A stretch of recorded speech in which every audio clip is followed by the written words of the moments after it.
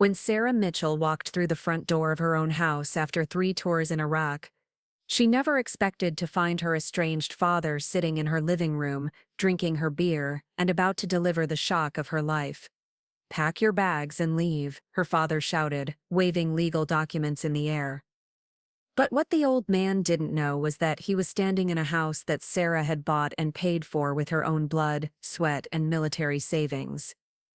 Some family reunions don't go as planned. Sarah Mitchell adjusted her worn leather jacket as she stepped out of her black Jeep Wrangler. Before we jump back in, tell us where you're tuning in from. And if this story touches you, make sure you're subscribed, because tomorrow, I've saved something extra special for you. The same vehicle that had carried her through countless road trips during her leave periods over the past 8 years. At 29, she carried herself with the quiet confidence of someone who had seen the world's darkest corners and emerged stronger. Her shoulder-length auburn hair was pulled back in a practical ponytail, and her weathered hands told stories of desert sand and midnight patrols. The autumn air in suburban Denver was crisp and clean, a stark contrast to the dusty heat of Baghdad where she'd spent the last 18 months. Sarah had been looking forward to this moment for weeks, finally coming home to her own place, her sanctuary, the first house she'd ever owned. The modest 2-story colonial with its blue shutters and small front garden represented everything she'd fought for: stability, peace, and a place to call her own. As she grabbed her military duffel bag from the back seat, Sarah smiled at the memory of signing the mortgage papers 3 years ago. She'd been stationed at Fort Carson at the time, and this house in the quiet neighborhood of Lakewood had felt like a dream. Working double shifts, saving every penny of her deployment pay, and living in base housing for years, it had all been worth it for this moment. The neighborhood was exactly as she'd left it: tree-lined streets, children's bicycles scattered on driveways, and the comforting sound of suburban life continuing its peaceful rhythm. Miss Henderson next door was tending to her roses, and the Martinez family's dog was barking playfully in their backyard. This was the American dream she'd enlisted to protect, and now it was hers to enjoy. Sarah had grown up in a very different environment. Raised in a cramped apartment in East Cleveland by her mother after her father walked out when she was 12, she'd learned early that nothing in life was guaranteed.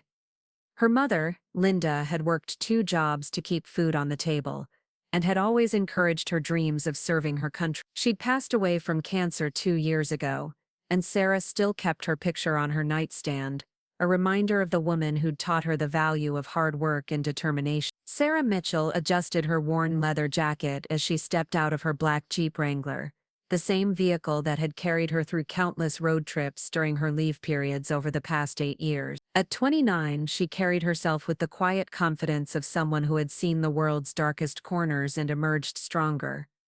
Her shoulder-length auburn hair was pulled back in a practical ponytail, and her weathered hands told stories of desert sand and midnight patrol. The autumn air in suburban Denver was crisp and clean, a stark contrast to the dusty heat of Baghdad where she'd spent the last 18 months.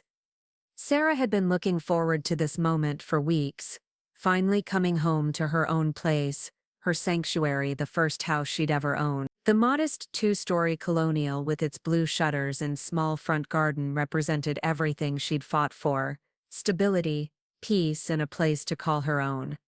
As she grabbed her military duffel bag from the back seat, Sarah smiled at the memory of signing the mortgage papers 3 years ago. She'd been stationed at Fort Carson at the time, and this house in the quiet neighborhood of Lakewood had felt like a dream.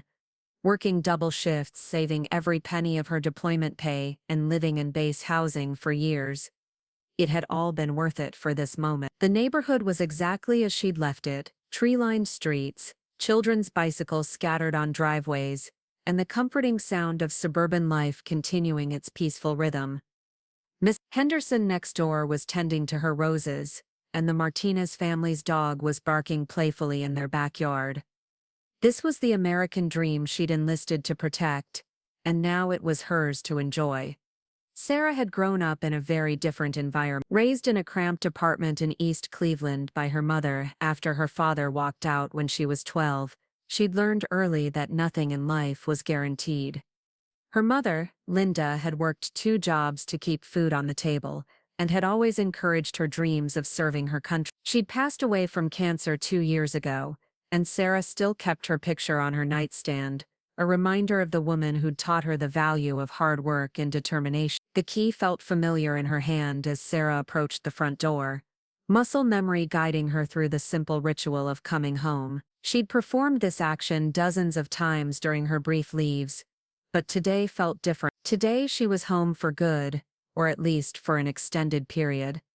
Her honorable discharge papers were safely tucked in her wallet, along with commendations and medals that meant less to her than the simple satisfaction of having served with honor. The front porch still held the small potted plants she'd arranged before her last deployment. Her neighbor Tom Bradley had kept them watered as promised, and they'd grown lush and green in her absence. The wooden porch creaked under her boots in the same familiar way, and the brass door knocker her mother had given her as a housewarming gift still hung exactly where she'd left it.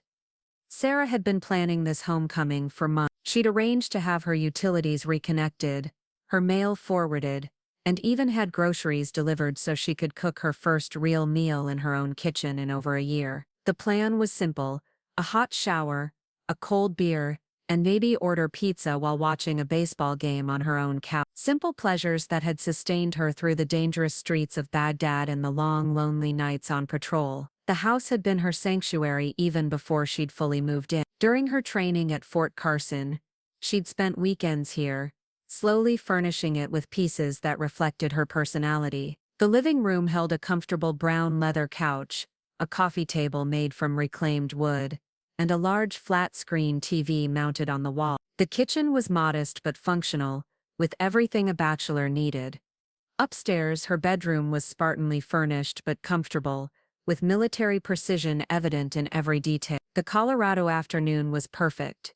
Clear skies, temperature in the mid-70s, with that distinctive Rocky Mountain sunshine that made everything seem possible. The maple tree in her front yard had turned brilliant shades of red and gold, and fallen leaves crunched under her feet as she walked up the stone pathway she'd installed herself during a weekend leave 2 years ago. The neighborhood hummed with quiet activity. School had just let out, and children's laughter echoed from the nearby playground. The sound of lawnmowers and leaf blowers created a peaceful suburban symphony that felt like music after months of helicopter rotors and distant explosions. A jogger passed by, nodding in friendly acknowledgement, and Sarah felt the familiar warmth of belonging somewhere. This was her piece of America, purchased with her own money and sweat. Every payment had been made on time, every penny earned through her service to her country. The deed in her name, the mortgage payments automatically deducted from her military pay, the homeowner's insurance and property taxes,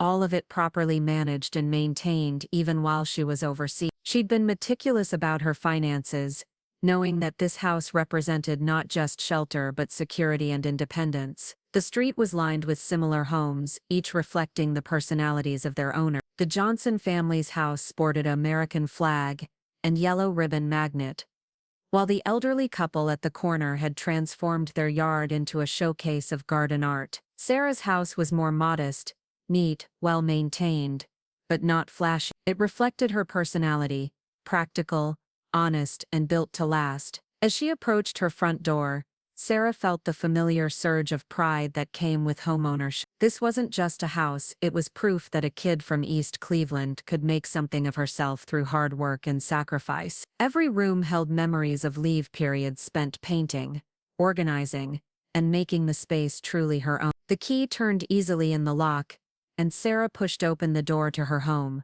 The familiar scent of her own space, a mixture of leather furniture, wood polish, and the faint aroma of the vanilla candles she'd burned during her last leave, welcomed her back. But something was different. There were sounds coming from inside, sounds that shouldn't be there. Sarah set her duffel bag down quietly, her military training automatically kicking in. Years of urban warfare had taught her to assess situations quickly and quietly. She could hear the television playing in the living room, and the distinct sound of someone moving around in her kitchen. Her hand instinctively moved to her hip, where her service weapon would normally be holstered, but this was civilian life now, and she was unarmed. The soldier in her remained calm and analytical, but the homeowner in her was confused and increasingly concerned. She'd given no one permission to be in her house. The property management company that had been checking on the place monthly had no reason to be here, and all her neighbors had her contact information if there had been any emergency. Preparing and narrating this story took us a lot of time, so if you are enjoying it, subscribe to our channel. It means a lot to us. Now back to the story.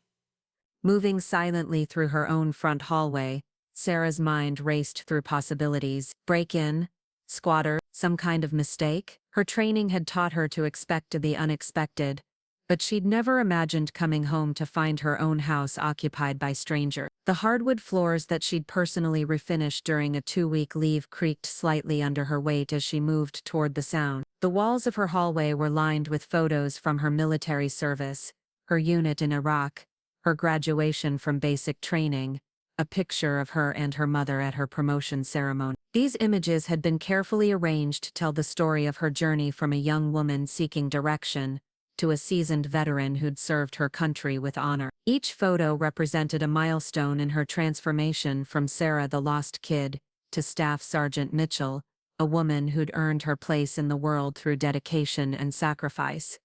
As Sarah rounded the corner into her living room, she stopped dead in her tracks. Sitting in her favorite leather recliner, feet propped up on her coffee table, was a man she hadn't seen in over 15 years. The figure was older, grayer, and wearing clothes that had seen better days, but the face was unmistakable. It was her father, Robert Mitchell, the man who'd walked out on her and her mother when Sarah was just 12 years old.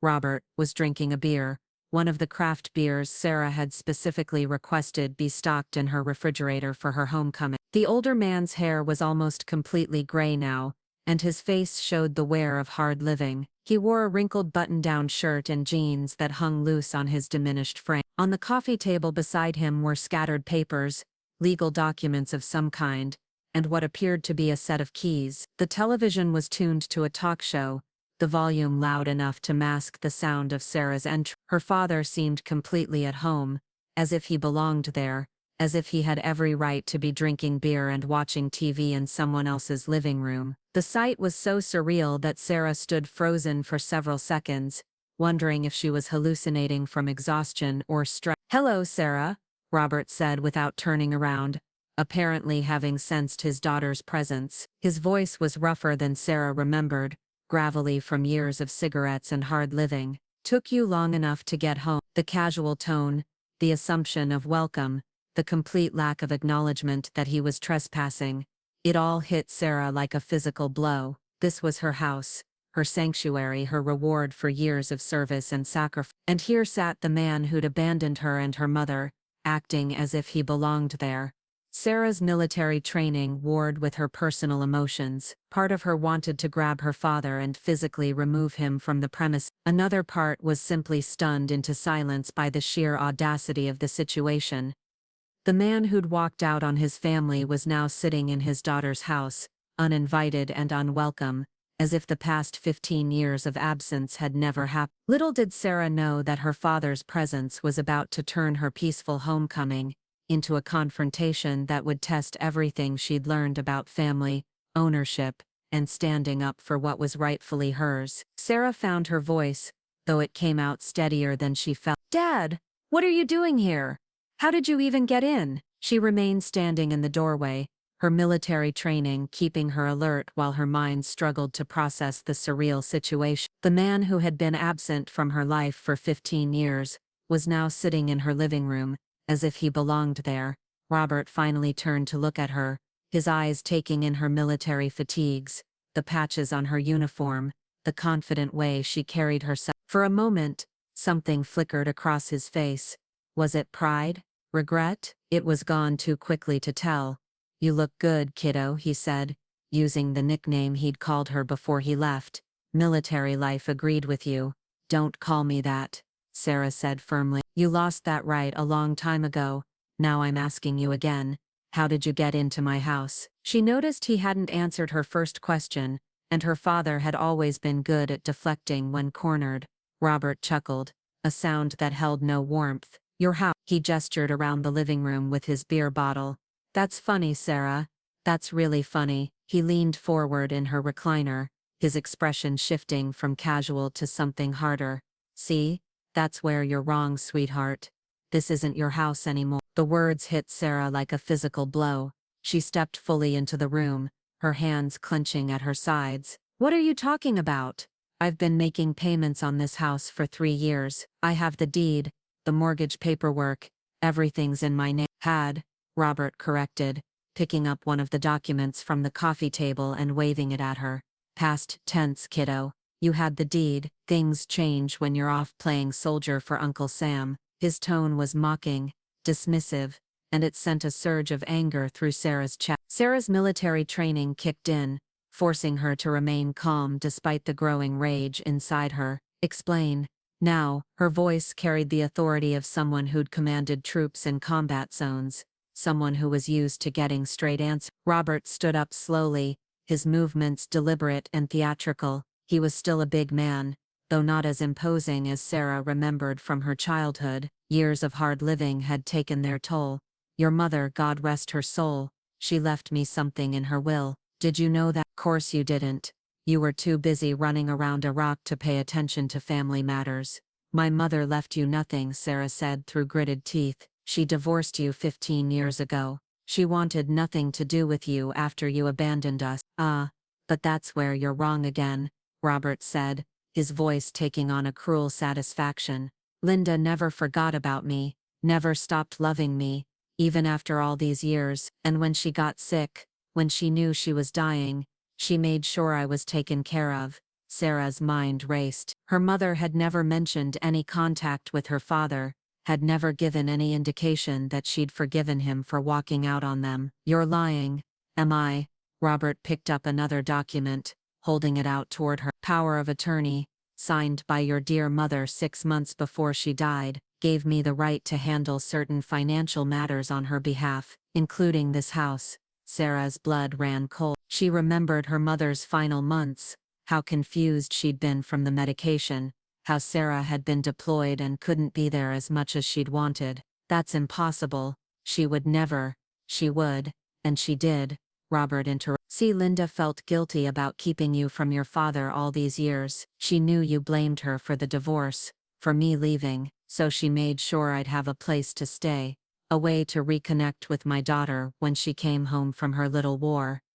The manipulation in his voice was sickening. Sarah could see through his lies, but the documents in his hands looked real enough. Even if that were true, which it isn't, power of attorney ends when the person dies. You have no legal claim to this house. Robert's smile was cold and calculated. That's where you're wrong for the 3rd time tonight, kiddo. See, your mother transferred the deed to me before she died. This house belongs to me now, fair and square, and I'm tired of waiting for you to come home and face reality. Sarah's hands trembled with rage. You're lying. My mother would never betray me like that. She knew how hard I worked for this house, how much it meant to me.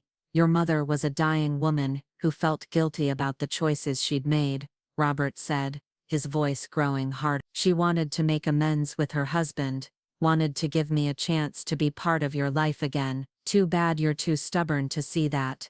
The psychological manipulation was textbook, and Sarah recognized it for what it was. Her father was trying to rewrite history, to make her doubt her own memories, and her mother's love. Get out, she said quietly, her voice deadly calm. Get out of my house right now. Robert laughed, a harsh sound that echoed off the walls. Your house. I just explained to you that this is my house now. You're the one who needs to leave, Sarah. Pack your bags and get out. I'm being generous by giving you time to gather your things. You have no right to be here, Sarah said, her military training, warring with her desire to physically remove him from the premises. Those documents are fake, and we both know it. Are they? Robert picked up a set of keys from the coffee table, jingling them in the air. Then how do you think I got in? Magic? I've been living here for 2 weeks, Sarah. 2 weeks of waiting for the ungrateful daughter to come home and face the music. The revelation hit Sarah like a slap. He'd been living in her house for 2 weeks, going through her things, making himself at home in the space she'd worked so hard to create. You broke in. You're trespassing. I have keys, Robert said, holding them up again. I have documentation showing I own this property. What do you have? Some old mortgage papers, a deed that's no longer valid. Face it, kiddo, you've been outmaneuvered. Sarah's mind was racing, trying to process the legal implications, the emotional manipulation, the sheer audacity of what her father was claiming. But one thing was becoming crystal clear: he had no intention of leaving peacefully, and he seemed to believe he had some legal justification for being there. Even if any of this were true, Sarah said, her voice growing stronger, which it isn't, you still can't just kick me out. There are legal procedures, eviction notices, court orders. You can't just show up and claim someone's house. Robert's expression darkened. Watch me, he said, his voice dropping to a dangerous whisper. I gave you a chance to do this the easy way, Sarah. I was willing to let you stay for a few days, help you find somewhere else to go. But if you want to make this difficult, if you want to disrespect your father and dishonor your mother's memory, then we can do this the hard way. The threat was clear, and Sarah felt her military training fully engage. She was facing a hostile opponent who was trying to intimidate her into giving up something that was rightfully hers. But Robert Mitchell had no idea what his daughter had learned during 3 tours of duty in Iraq. He was about to find out that Sarah Mitchell was not the scared 12-year-old girl he'd abandoned all those years ago. Sarah stood perfectly still for a moment, and something in her posture shifted. The confusion and hurt in her eyes crystallized into something colder, more focused. Years of military training had taught her to recognize when a situation had moved beyond negotiation, when words had failed and action was required. Her father was still talking, still threatening, but Sarah was no longer listening to his words. She was assessing him as a threat. You know what your problem is, Sarah, Robert continued, emboldened by what he mistook for submission. You never learned respect. Your mother spoiled you, filled your head with ideas about being independent, about not needing a man. Well, look where that got you, living alone, no husband, no kids, just playing soldier until you're too old to matter. The personal attacks rolled off Sarah like water. She'd heard worse from enemy combatants, had faced down insurgents who'd threatened her life and the lives of her fellow soldiers. A bitter old man trying to steal her house was nothing compared to what she'd already survived. She pulled out her phone, her movements calm and deliberate. What are you doing? Robert demanded, his voice taking on a sharper edge as he watched her dial. Calling the police, Sarah said simply, her voice steady and professional. You're trespassing on my property, and I want you removed. Robert laughed, but there was less confidence in it now. Go ahead, call them. I've got documentation proving I own this place. You're the one who's going to be in trouble for refusing to leave. As Sarah spoke to the 911 dispatcher, giving her address and explaining the situation, Robert moved closer to her, trying to use his size to intimidate her. It was a mistake he would soon regret. Sarah had been in situations where much larger, more dangerous men had tried to use physical intimidation against her, and she'd learned exactly how to handle such threats. They'll be here in 10 minutes, Sarah said, ending the call and sliding her phone back into her pocket. I suggest you gather whatever belongings you brought and prepare to leave. I'm not going anywhere, Robert snarled, stepping even closer. This is my house now, and you're the one who's leaving. Pack your bags and get out, or I'll throw you out myself. Sarah looked up at her father, and for the first time since she'd entered the house, she smiled. It wasn't a warm smile, or a friendly smile. It was the smile of someone who'd just been given permission to use the skills they'd spent years perfecting. You'll throw me out? She asked quietly. You think you can physically force me to leave my own home? Something in her tone finally penetrated Robert's arrogance. He looked more closely at his daughter, really seeing her for the first time since she'd arrived. She wasn't the scared little girl he remembered. She wasn't even the uncertain teenager who'd stood at the door watching him leave 15 years ago. This was a woman who'd spent 3 tours in a combat zone, who'd earned her rank through competence and courage, who'd learned to face down threats that would paralyze ordinary people.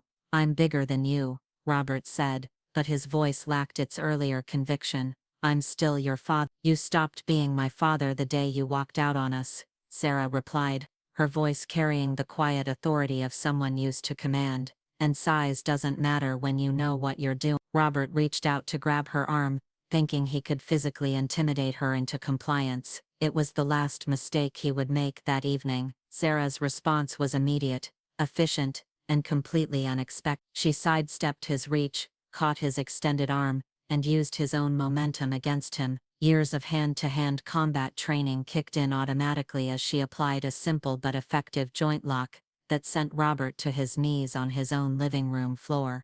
Robert gasped, trying to understand how he'd ended up on the ground so quickly. 3 tours in Iraq, Sarah said calmly, maintaining just enough pressure to keep him immobilized without causing permanent damage. Urban warfare, close quarters combat, hostage rescue. Did you really think I spent all that time overseas just filing paperwork? The sound of sirens grew louder in the distance, and Sarah could see the flashing lights through her front window. Help was arriving, but she no longer needed it. The situation was completely under her control. You're hurting me, Robert whined, all his earlier bluster completely gone. No, I'm restraining you, Sarah corrected. If I wanted to hurt you, you'd know the difference. She applied just a little more pressure, making her point clear. The police are here now. You're going to tell them exactly what happened, how you broke into my house, how you've been living here illegally for 2 weeks, and how you tried to assault me when I asked you to leave. Officer Jennifer Walsh was the first through the door, her partner right behind her. Both officers took in the scene quickly, a woman in military fatigues, calmly restraining a larger man on the floor. Ma'am, I'm Officer Walsh. Are you Sarah Mitchell? Yes, officer. Staff Sergeant Sarah Mitchell, recently returned from deployment in Iraq. This man broke into my house, and has been living here illegally. When I confronted him, he became violent and tried to assault me. Officer Walsh's partner, Officer Davis, moved to help Robert to his feet while Sarah released the hold. The older man's face was flushed with embarrassment and rage, but he was no longer trying to act tough. Sir, what's your name? Officer Davis asked. Robert Mitchell, he mumbled, avoiding eye contact with everyone in the room. Are you related to Ms. Mitchell? He's my biological father, Sarah said before Robert could answer, but he abandoned our family 15 years ago, and has had no contact with us since. He has no legal right to be in this house. Officer Walsh was already examining the documents Robert had scattered on the coffee table. Her expression grew increasingly skeptical as she read through them. Sir, these documents appear to be photocopies, and some of them look altered. Do you have any original paperwork showing you have a legal right to be in this residence? Robert's silence was answer enough. The forged documents that had seemed so convincing when he was bullying his daughter now looked exactly like what they were, amateur attempts at fraud. Ma'am, do you have documentation showing you own this property? Officer Walsh asked. Sarah, yes, officer. All my original paperwork is upstairs in my home office. Mortgage documents, deed, insurance papers, utility bills, everything's in my name, and up to date. Sarah's voice carried the confidence of someone telling the absolute truth. Officer Davis was handcuffing Robert, reading him his rights for trespassing, fraud, and attempted assault. The man who'd walked into Sarah's house acting like he owned the place was now facing multiple felony charges. Dad, Robert said as the officers prepared to escort him out, his voice cracking with the desperation of someone who'd just realized how badly he'd miscalculated. Sarah looked at him for a long moment, seeing not the intimidating figure from her childhood memories, but a pathetic man who'd spent 15 years making increasingly poor choices. My father died to me the day he walked out on his family, she said quietly. You're just a stranger who happened to share my DNA. As the police car pulled away with Robert in the back seat, Sarah stood on her front porch finally alone in her own home. The house was hers. It had always been hers, and no amount of forged documents or psychological manipulation could change that fact. She was Staff Sergeant Sarah Mitchell, combat veteran, homeowner, and a woman who would never again allow anyone to take what was rightfully hers. The next morning, Sarah sat at her kitchen table with a steaming cup of coffee, watching the sun rise through her own windows for the first time in 18 months. The events of the previous evening felt surreal, like something that had happened to someone else, but the police report on her counter and the locksmith's business card reminded her that it had all been very real. Detective Raymond Torres arrived at 9 a.m. sharp, just as he'd promised. a veteran himself who'd served 2 tours in Afghanistan. He understood the unique challenges that military personnel faced when transitioning back to civilian life. What he'd never seen before was a case quite like Sarah's, a combat veteran having to defend her own home from a family member's attempted theft. "Mitchell, I wanted to update you on your father's situation and get a formal statement about the forged documents," Detective Torres said as Sarah invited him into her living room. The same room where just 12 hours earlier, she'd been forced to physically restrain her own father. "Of course, Detective. I've gathered all my original paperwork as evidence." Sarah had spent the early morning hours organizing every document related to her home purchase, creating a timeline that would prove beyond any doubt that the house was legally hers. Detective Torres reviewed the documents with the thoroughness of someone who'd seen his share of fraud cases. "Your father really thought he could pull this off," he said, shaking his head. "The fake power of attorney is particularly amateur. Wrong notary seal, wrong date format, even misspelled your mother's middle name." Sarah felt a mix of relief and sadness. Relief that the forgeries were so obvious, sadness that her father had sunk so low. What happens to him now? He's looking at multiple felony charges: breaking and entering, fraud, attempted assault on a military service member, identity theft. The district attorney takes crimes against veterans very seriously, especially when they involve stolen valor or taking advantage of deployment. Detective Torres closed his notepad and looked at Sarah with respect. "The way you handled the situation last night was textbook perfect. Minimal force, called for backup, documented everything. Your military training served you well." After Detective Torres left, Sarah spent the day reclaiming her space.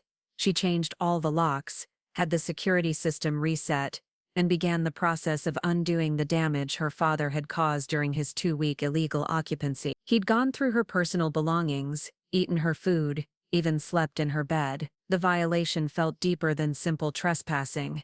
It was an attack on the sanctuary she'd worked so hard to create. By afternoon, word had spread through the neighborhood. Miss Henderson was the first to knock on her door, carrying a homemade casserole and wearing an expression of motherly concern. "Sarah, dear, I heard about what happened. I'm so sorry you had to deal with that man." "Thank you, Mrs. Henderson. I appreciate your concern." Sarah accepted the casserole gratefully, realizing she hadn't eaten anything since returning home. "You know, I saw him coming and going for the past 2 weeks," Mrs. Henderson continued, her voice filled with regret. "I thought maybe you'd given him permission to house sit or some. If I'd known he was there illegally, I would have called the police immediately." Tom Bradley, her neighbor who'd been watering her plants, stopped by next. "Sarah, I owe you an apology. That man approached me last week. Claimed he was your father and that you'd asked him to stay at the house. He seemed to know details about you, about your deployment, so I believed him. I should have called to verify." Sarah could see the guilt in Tom's eyes. "You couldn't have known, Tom. He was good at manipulation. He's had 15 years to practice his lie." As the day progressed, more neighbors stopped by. The Johnson family brought flowers, expressing their admiration for how she'd handled the situation. The elderly couple from the corner house, both World War II veterans, came to offer their support and share their own stories of coming home from war to unexpected challenges. "You did everything right, young lady," said Mr. Patterson, the 94-year-old former Navy sailor. "Standing up to family when they're wrong is one of the hardest things a person can do. Your mother would be proud." The mention of her mother brought tears to Sarah's eyes. All day she'd been thinking about how her father had tried to use her mother's memory as a weapon, claiming Linda had wanted to reconcile with him. Sarah knew better. Her mother had spent years rebuilding her life after Robert abandoned them, and she'd never once expressed regret about the divorce. That evening, Sarah received a call from her mother's best friend, Margaret Chen, who lived across the country in Seattle. Margaret had heard about the arrest through mutual friends and was calling to offer support. "Sarah, honey, I need you to know something about your mother," Margaret said, her voice gentle but firm. "She never had any contact with your father after the divorce. Never. In fact, she was terrified that he might try to take advantage of you somehow when she was gone. She made me promise to look out for you if anything ever happened." The validation was overwhelming. Sarah had known in her heart that her mother would never betray her. But hearing it confirmed by someone who'd been there during her mother's final months lifted a weight from her shoulders. "There's something else," Margaret continued. "Your mother left a safety deposit box with some additional documentation about the house purchase. She wanted to make sure no one could ever question your ownership. I have the key and the bank information if you need it." 2 days later, the local newspaper ran a story about the incident. The headline read, "Veteran Defends Home from Fraudulent Claims." The article focused not on the family drama but on the broader issue of scams targeting military families during deployment. Sarah found herself being contacted by other veterans who'd faced similar situations. Family members or acquaintances who'd tried to take advantage of their absence. Detective Torres called with a final update. Robert Mitchell pled guilty to all charges. He's looking at 18 months in county jail plus restitution for any damages to your property. He also signed a permanent restraining order. He can't contact you or come within 500 feet of your home. What made him confess so quickly? Sarah asked. His public defender showed him the video from your neighbor's security camera. Torres chuckled. Apparently watching himself get taken down by his daughter was enough to convince him that fighting the charges wouldn't end well for him. A week after the incident, Sarah hosted a neighborhood barbecue in her backyard. It was her way of thanking everyone for their support and officially announcing that she was home to stay. As she watched her neighbors chatting and laughing in her yard, she felt something she hadn't experienced in years, a true sense of community and belonging. Tom Bradley approached her as the evening wound down. "Sarah, I've been thinking about what happened, and I learned something important. Real family isn't about blood relations, it's about people who support you, who have your back, who respect what you've earned." Sarah looked around at her neighbors, these people who'd rallied around her, who'd welcomed her home, who'd stood with her against someone who shared her DNA but had forfeited any claim to being family. Tom was right. She was surrounded by family. The family she'd chosen and who'd chosen her in return. Standing on her own front porch that night, looking at her house with its new locks and fresh security, Sarah felt something she'd been searching for through 3 combat deployments and years of military service. She felt truly, completely home, not just in a place she owned, but in a community where she belonged, surrounded by people who understood that family is defined by loyalty and love, not by genetics or legal documents. Robert Mitchell had tried to take her house, but in the end, he'd only succeeded in showing Sarah how much home she'd actually built, and how many people were willing to defend it alongside her. 6 months after the confrontation that changed everything, Sarah Mitchell stood in the community center of Lakewood, addressing a room full of veterans and their families. The monthly support group meeting had grown from 12 people to over 40 since she'd started volunteering her time to help other service members navigate the challenges of returning home. "The thing about coming home," Sarah said, looking out at the faces of men and women who understood the unique struggles of military service, "is that sometimes the battles you fight in civilian life are just as important as the ones you fought overseas. Sometimes you have to defend what's yours not with weapons, but with knowledge, courage and the support of people who believe in you." In the audience, Staff Sergeant Marcus Rodriguez nodded knowingly. He'd sought Sarah's help 3 months ago when his ex-wife's new boyfriend had tried to claim ownership of Marcus's motorcycle while he was deployed. Sarah had walked him through the legal process, connected him with the right attorneys, and most importantly reminded him that his service had earned him the right to stand up for himself. The Mitchell case, as it had become known in local legal circles, had sparked a broader conversation about protecting military families from exploitation during deployment. The district attorney's office had created a new task force specifically to investigate crimes targeting service members, and Sarah had been asked to serve as an advisor. Detective Torres, now a regular attendee at the support group meetings, stood up to address the room. What many of you might not know is that Sarah's case led to the arrest of 3 other individuals who were running similar scams. We discovered a network of people specifically targeting deployed military personnel, using forged documents and family connections to steal property and benefit. The investigation had revealed that Robert Mitchell hadn't been working alone. He'd been part of a loosely organized group of con artists who specifically targeted military families, using public deployment information to identify when service members would be overseas and vulnerable. Sarah's decisive action and meticulous documentation had provided the evidence needed to bring down the entire operation. After the meeting, Sarah walked through her neighborhood, the same route she'd taken that first evening when she'd come home to find her father in her house. The autumn air carried the same crisp promise it had 6 months ago, but everything else had changed. The Johnson family's house now displayed a blue star flag in their window. Their eldest son had enlisted in the army, inspired partly by Sarah's example of service and strength. Mrs. Henderson waved from her rose garden, where she was planting bulbs for next spring. "Sarah, dear, don't forget about dinner Sunday. I'm making that pot roast you like."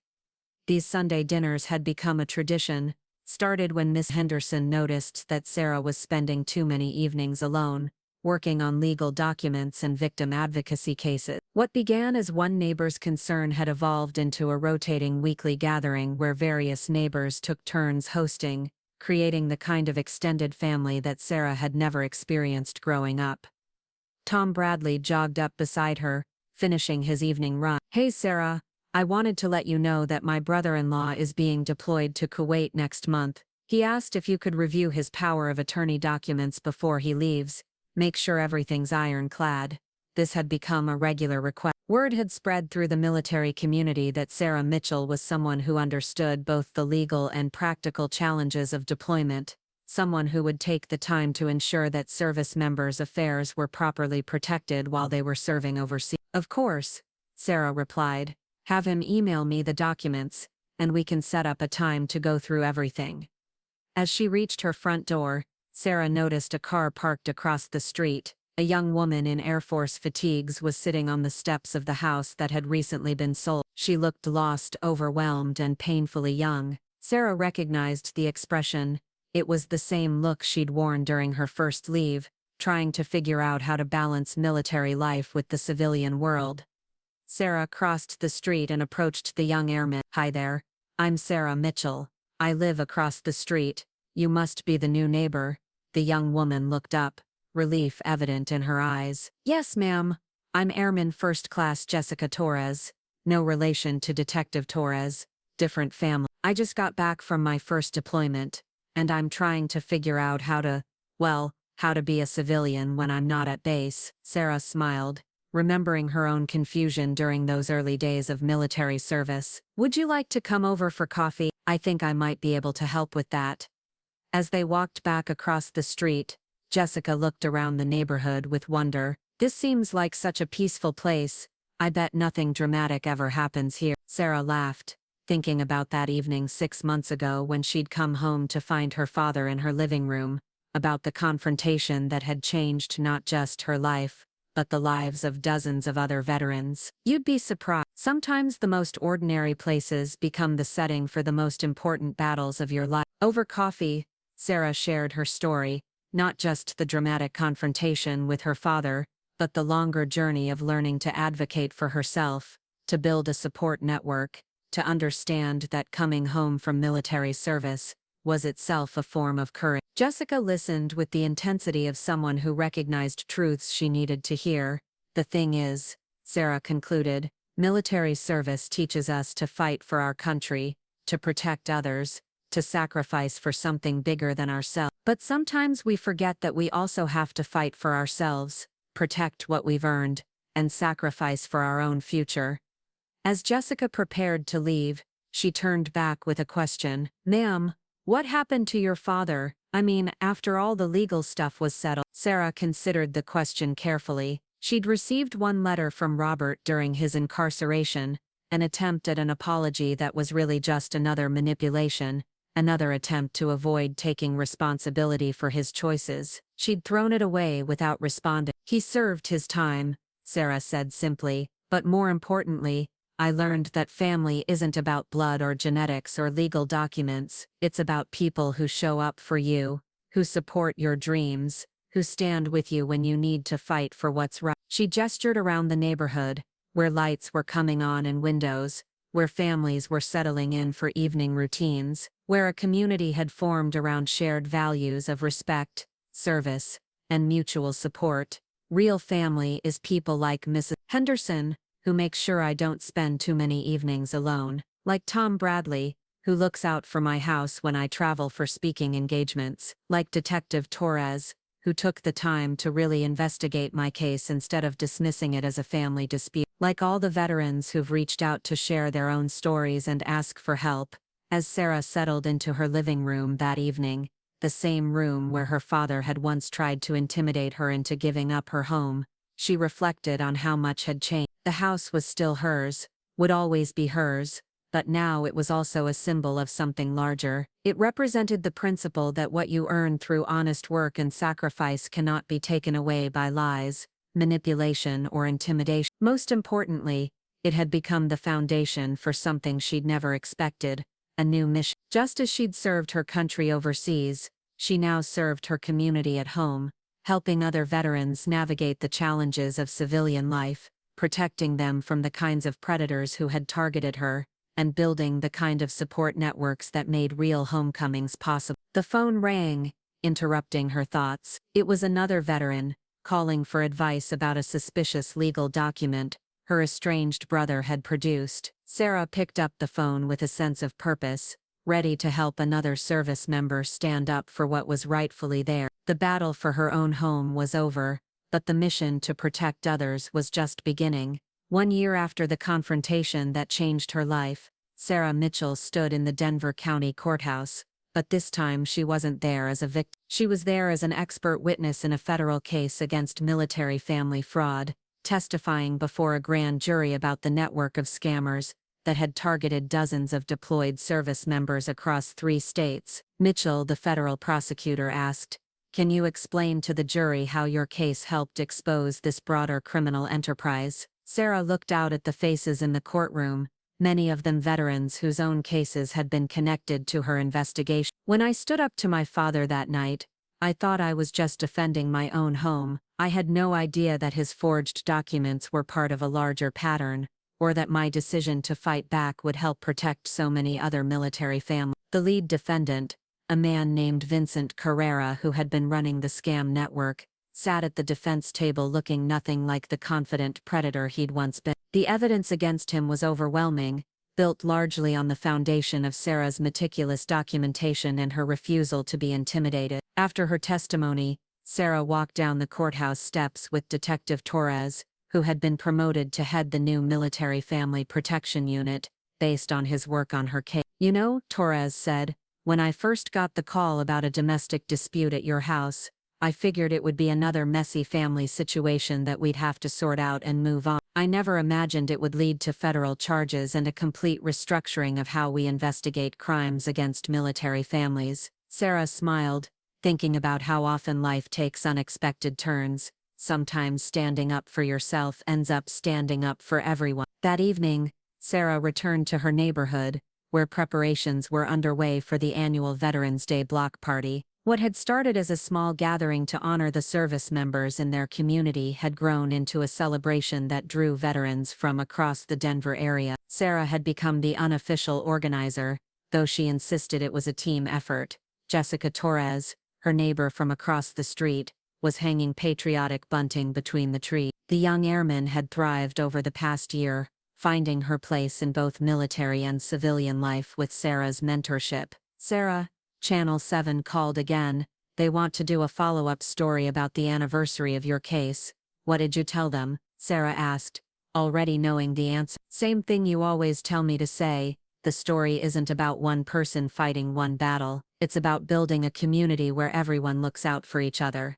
This had become Sarah's standard response to media requests. While her case had attracted national attention and she'd been invited to speak at military bases across the country, she always redirected the focus to the broader issues: the importance of veteran support networks, the need for better protection against deployment-related fraud, and the power of communities that refuse to let service members face challenges alone.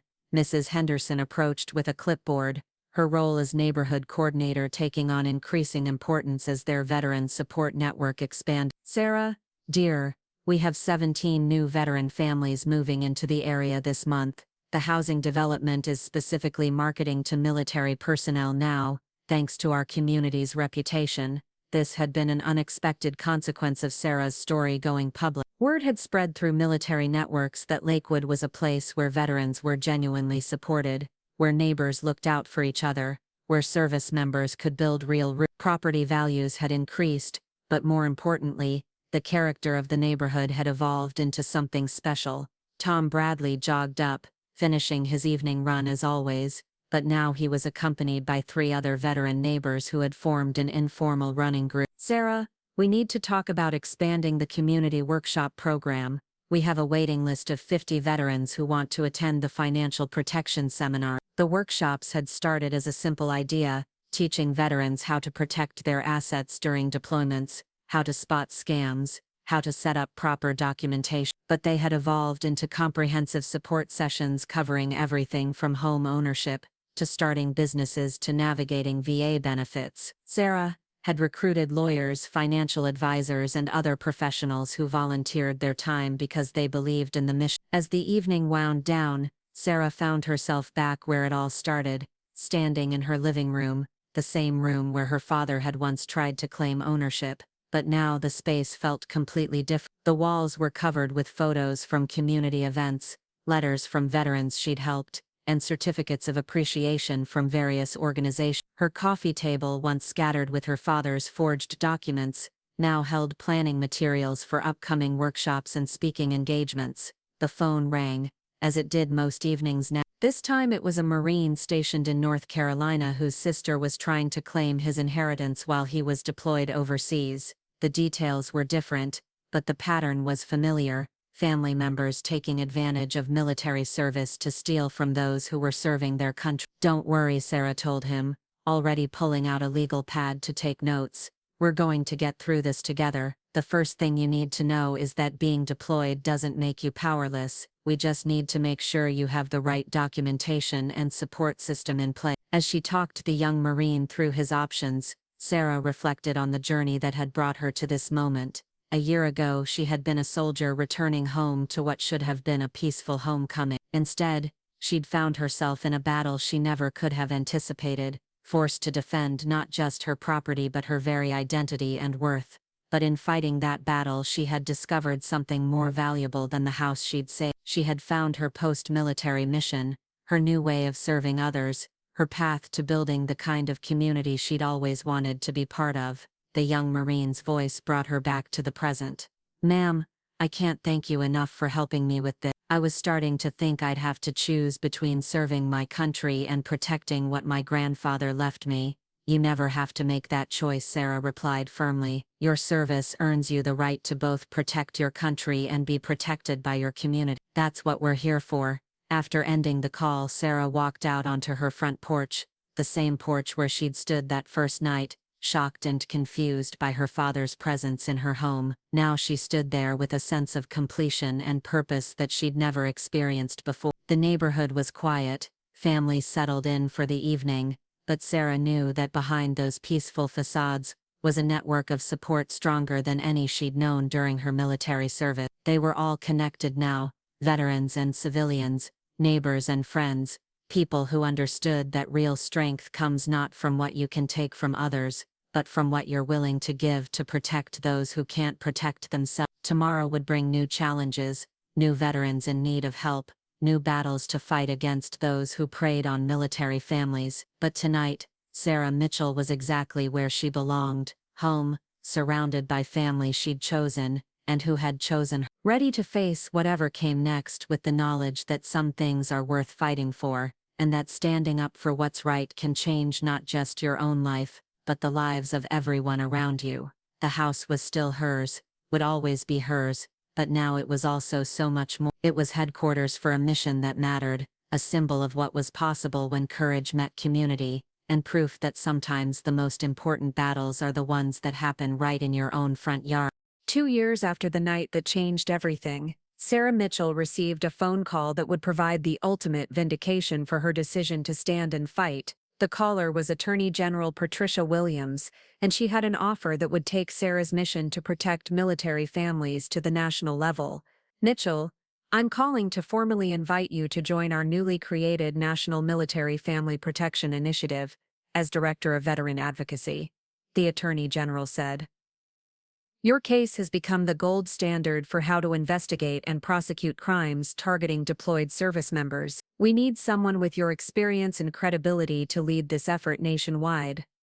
Sarah sat in her home office, the same room where she'd once gathered documents to prove her ownership of the house her father had tried to steal. Now that room was filled with awards, thank you letters from veterans across the country, and planning materials for workshops that had helped hundreds of military families protect themselves from similar scams. Ma'am, I'm honored by the offer, Sarah replied, but I need to understand something first. Will this position allow me to maintain my connection to the community here? The work we're doing in Lakewood has become a model that other communities are trying to replicate. The Attorney General's laugh was warm and understanding. Miss Mitchell, that's exactly why we want you for this position. You've proven that real change happens at the grassroots level. We're not asking you to move to Washington and lose touch with the people you serve. We want you to expand what you're already doing, with federal resources and support. After the call ended, Sarah walked through her neighborhood, the same route she'd taken that first evening when she'd discovered her father in her living room. But now every house told a story of connection and support. The Morrison family had moved in after Staff Sergeant Morrison's third deployment, drawn by the community's reputation for supporting military family. The Chen family had relocated from California specifically because their son was enlisting, and they wanted to be part of a veteran-friendly community. Jessica Torres, now a senior airman and Sarah's closest friend in the neighborhood, was waiting on Sarah's front porch with a bottle of champagne. I heard about the Attorney General's call, she said with a grin. Mrs. Henderson has excellent timing when it comes to eavesdropping on important phone conversations. Sarah laughed, thinking about how the elderly woman had become the unofficial intelligence network for their entire community. She means well. And honestly, I think she's better informed about national veteran affairs than most politicians. As they sat on the porch sharing the champagne and watching the sunset, Sarah reflected on the journey that had brought her to this moment. You know, Jess, 2 years ago I thought I was just coming home from deployment to rest and figure out my next steps. I never imagined that finding my father in my living room would lead to all this. Jessica nodded thoughtfully. But maybe that's the point. Maybe the biggest changes in our lives come from the moments when we're forced to choose between backing down and standing up for what's right. You could have let him intimidate you, could have walked away from your own house. Instead, you fought back, and look what happened. What had happened was remarkable. Sarah's case had led to federal legislation strengthening protections for deployed military families. The Vincent Carrera network had been completely dismantled, with 17 people across 5 states facing federal charges. More than 200 military families had recovered property and benefits that had been stolen from them through similar scams. But the personal impact was even more significant. Sarah had found her post-military calling, helping other veterans navigate challenges that went far beyond fraudulent family members. Her workshops now covered everything from PTSD support to business development for veteran entrepreneurs. The community model she'd helped create in Lakewood was being studied and replicated by military towns across the country. Tom Bradley jogged up, finishing his evening run with the veteran running group that had grown to include 12 regular members. Sarah, I wanted to let you know that the mayor's office called. They want to officially designate our neighborhood as Colorado's first veteran community of excellence. Apparently, we're the first civilian community to achieve zero veteran homelessness and have a 100% success rate in preventing deployment-related fraud. The statistics were impressive, but Sarah knew they only told part of the story. The real success was measured in smaller moments. Veterans who felt comfortable asking for help, families who knew their neighbors would watch out for them during deployments, young service members who had mentors to guide them through the challenges of military life. That evening, as Sarah prepared for another speaking engagement, this time at the Pentagon, briefing senior military leadership about community-based veteran support, she received an unexpected visit. Detective Torres, now heading the National Task Force on Military Family Fraud, stood at her door with a large manila envelope. Sarah, I thought you'd want to see this before anyone else, he said, his expression serious but satisfied. It's the final report on the Carrera Network investigation. Sarah opened the envelope and began reading. The scope of the criminal enterprise was staggering. Over $2.3 million stolen from military families, 37 documented victims across 8 states, and connections to similar operations in 12 other states. But the most significant finding was in the conclusion. The investigation had been triggered by the exemplary response of Staff Sergeant Sarah Mitchell, whose refusal to be victimized and meticulous documentation of fraudulent activities provided the foundation for identifying and dismantling this criminal network. There's something else, Torres continued. The federal prosecutor wants to schedule a press conference announcing the final convictions. Vincent Carrera got 15 years, and his operation is completely finished. None of this would have happened if you hadn't stood your ground that night. As Sarah read through the report, she thought about all the military families who would never face what she had faced, all the veterans who would come home to communities that understood how to protect them, all the young service members who would have advocates watching out for their interests. Her phone buzzed with a text message from Mrs. Henderson. "Dear, I hope you're planning to accept that job with the Attorney General. This community will always be your home base, but the country needs what you've learned here." Sarah smiled, realizing that the elderly woman was absolutely right. The house she'd fought to keep was still her sanctuary, still her home base. But her mission had grown far beyond these walls. She had become something she'd never expected to be, a national advocate for military families, a voice for veterans who needed someone to stand up for them when they couldn't stand up for themselves. The next morning, Sarah called Attorney General Williams with her answer. "Ma'am, I accept the position, with one condition. I want to make sure that everything we do at the national level stays connected to real communities, real families, real people who are facing these challenges every day." "Mitchell," the Attorney General replied, "that's exactly why you're the right person for this job. When can you start?" As Sarah hung up the phone and looked around her home office, now about to become the nerve center for a national initiative, she thought about her father, Robert Mitchell, who was serving the final months of his sentence in federal prison. He had tried to take her house, her security, her sense of belonging.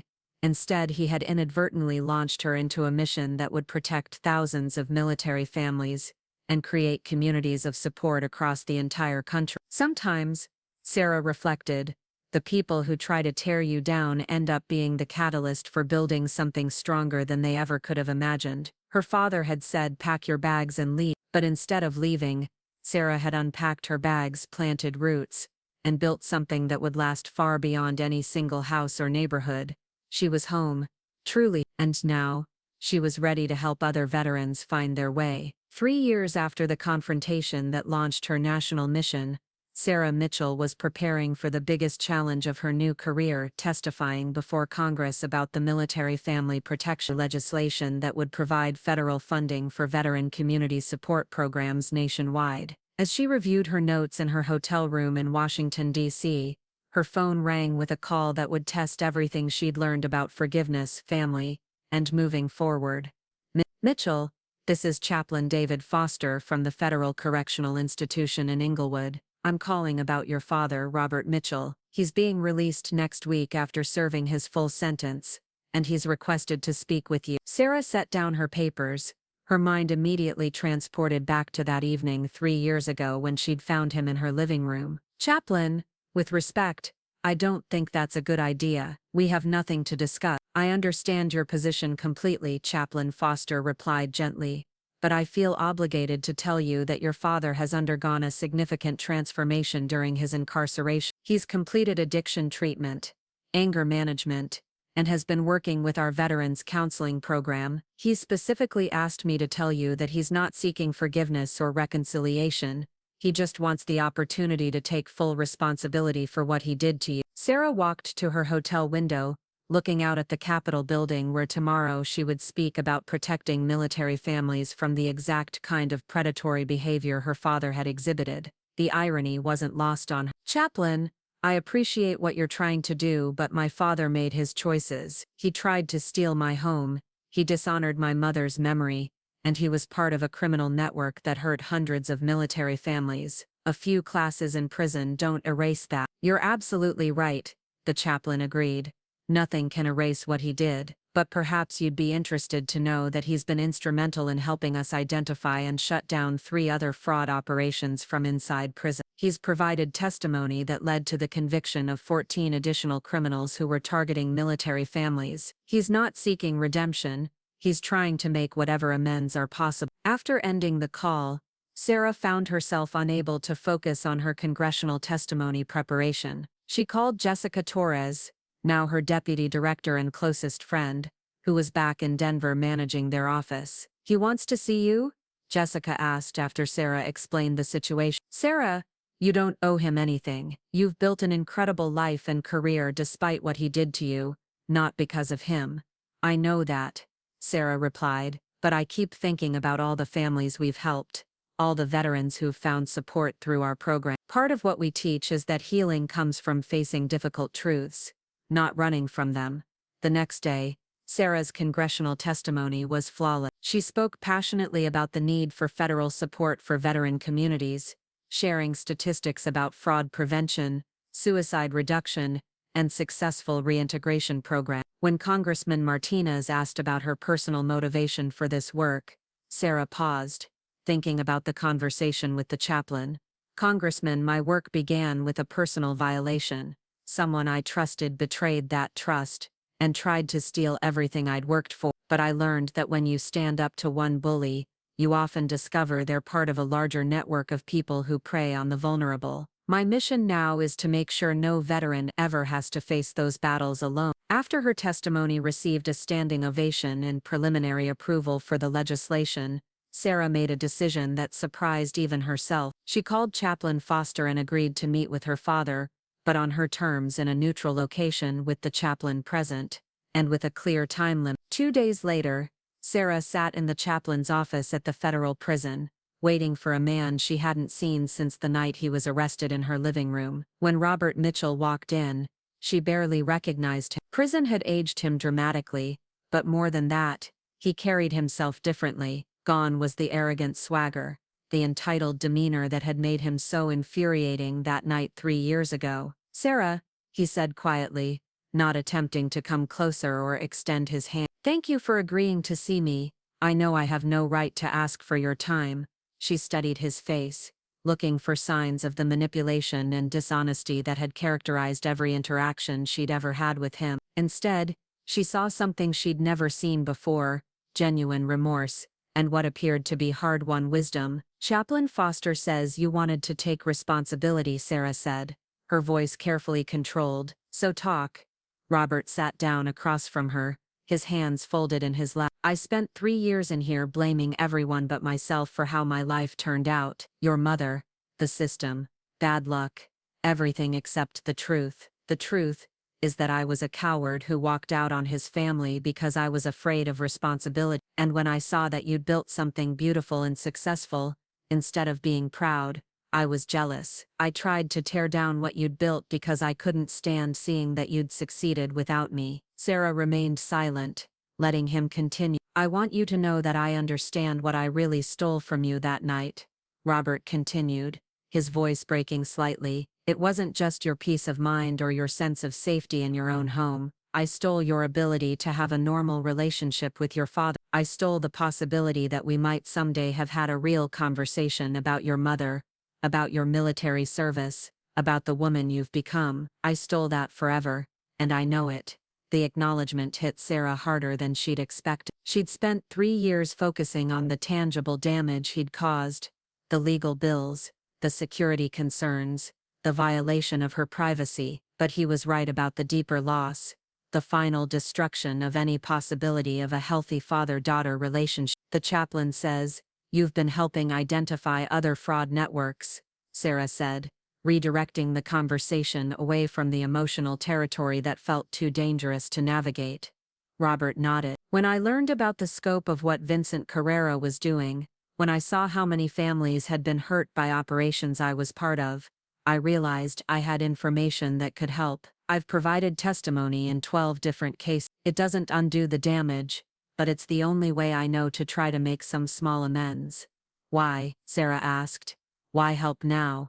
"Because I finally understood what you do for a living, Robert said quietly. I learned about your congressional testimony, about the families you've helped, about the communities you've built. I realized that my attempt to destroy you had somehow launched you into work that's protected thousands of people. I can't take credit for your success, that's all you. But maybe I can help make sure the criminals who hurt you and others like you face consequences. Sarah looked at her father, really looked at him. For the first time in their conversation, she saw a broken man who had finally taken responsibility for his choices, who was trying to rebuild some small portion of his integrity from nothing. She also saw someone she could never trust, never have a relationship with, never forgive in any meaningful way. I appreciate what you've told me, Sarah said finally, and I'm glad you're helping to put other criminals behind bars, but I need you to understand something. This conversation doesn't change anything between us. You made choices that destroyed any possibility of us having a relationship. That's permanent. Robert nodded, tears in his eyes. I understand. I just needed you to know that I finally see what I threw away, and I'm sorry, not because I want something from you, but because you deserved better than what I gave you. As Sarah left the prison, she felt a strange sense of closure, not forgiveness. She wasn't sure she'd ever be capable of that, but understanding. Her father was no longer the mythical figure of abandonment and betrayal that had haunted her childhood. He was just a man who had made terrible choices and was finally facing the consequences. More importantly, she realized that she had already moved beyond needing anything from him. The life she'd built, the work she was doing, the family she'd chosen, none of it depended on him or his approval or his regret. She was exactly who she was supposed to be, and that had nothing to do with the man who had tried to steal her house and ended up launching her into her life's mission. The next week, the Military Family Protection Act passed Congress with unanimous bipartisan support. Sarah's program would now receive federal funding to expand nationwide, protecting military families in communities across America. As she stood in the Rose Garden, watching the president sign the legislation, she thought about the strange journey that had brought her to this moment. Her father had said, "Pack your bags and leave," but instead of leaving, she had built something permanent, something that would protect others long after she was gone. That was the best revenge of all, turning his attempt to destroy her into fuel for protecting thousands of others. 5 years after the night that changed everything, Sarah Mitchell stood before a graduating class at the United States Military Academy at West Point, delivering the commencement address to 1,200 newly commissioned second lieutenants. As she looked out at their young, determined faces, she saw herself at their age, full of hope, ready to serve, unaware of the challenges that awaited them both overseas and at home. Future leaders of America, Sarah began, her voice carrying across the packed auditorium. You've trained for combat, studied strategy, learned to lead soldiers in the most challenging environments imaginable. But there's one battle you haven't prepared for yet, the battle to protect what you've earned when you come home. In the audience now, Colonel Jessica Torres smiled with pride. Her former neighbor and mentor had become one of the most respected voices in veteran advocacy, but Sarah had never forgotten her roots or the community that had supported her journey. After the ceremony, Sarah was approached by Cadet Captain Maria Rodriguez, soon to be Second Lieutenant Rodriguez. "Ma'am, I heard about your father's case when I was researching my senior thesis on military family fraud. I wanted to thank you for sharing your story. My mom was deployed when my uncle tried to claim ownership of our family business using forged documents. Because of the protocols you helped establish, we were able to stop him before any real damage was done." These conversations had become routine for Sarah, but they never lost their impact. Every story reinforced why the work mattered, why standing up to one bully had been worth the fight. That evening, Sarah returned to Denver and her neighborhood in Lakewood, which had become something unprecedented in military community. The area now boasted the lowest veteran suicide rate in Colorado, 0 veteran homelessness, and a 98% success rate in preventing deployment-related fraud. More importantly, it had become a model that 107 other communities across the nation were actively implementing. Henderson, now 84 and still the unofficial neighborhood coordinator, was waiting on Sarah's porch with tea and her usual collection of updates. "Dear, The PBS documentary crew finished filming yesterday. They said our community will be featured as the centerpiece of their program about veteran support networks. The documentary, titled Home Front Heroes, would showcase how grassroots communities could create environments where veterans thrived rather than merely survive. Sarah had initially resisted being the focus, preferring to highlight the collective effort, but the producers had convinced her that her story provided the narrative thread that made the larger message accessible. There's something else, Mrs. Henderson continued, her eyes twinkling with excitement. The White House called. They want to present you with the Presidential Medal of Freedom. Sarah nearly dropped her teacup. The Presidential Medal of Freedom was the highest civilian honor in the United States, typically reserved for individuals who had made exceptional contributions to national security, world peace, or cultural endeavors. Mrs. Henderson, are you sure you heard correct? The Presidential Medal of Freedom. Oh yes, dear, I wrote down every word. They specifically mentioned your role in protecting military families and creating the community model that's now being used nationwide. The ceremony is next month. As Sarah processed this unexpected honor, her phone buzzed with a call from her deputy director.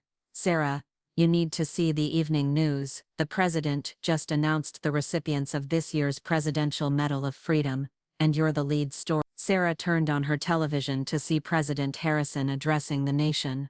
Among this year's recipients is Sarah Mitchell, a veteran whose courage in defending her own home led to the creation of the most successful military family protection program in American history. Ms. Mitchell's work has directly protected over 15,000 military families from fraud and has created community support models that are being implemented nationwide. The phone began ringing immediately. News outlets, veterans organizations, and community leaders from across the country wanted comments and interviews, but Sarah found herself thinking about a conversation from earlier that week. She had received a letter from Lieutenant Colonel David Chen, a Marine stationed in Afghanistan. His wife had discovered that his brother was attempting to sell their house while David was deployed, using forged power of attorney documents, but because of the protections Sarah had helped put in place, the fraud was detected immediately, and the brother was arrested before any damage occurred. Miss Mitchell, the letter read, I will never meet you and you will never know my name, but you saved my family. When I get home from this deployment, I will still have a home to return to because you refused to let your father steal yours. That kind of courage creates ripples that reach people you'll never know, in ways you'll never see.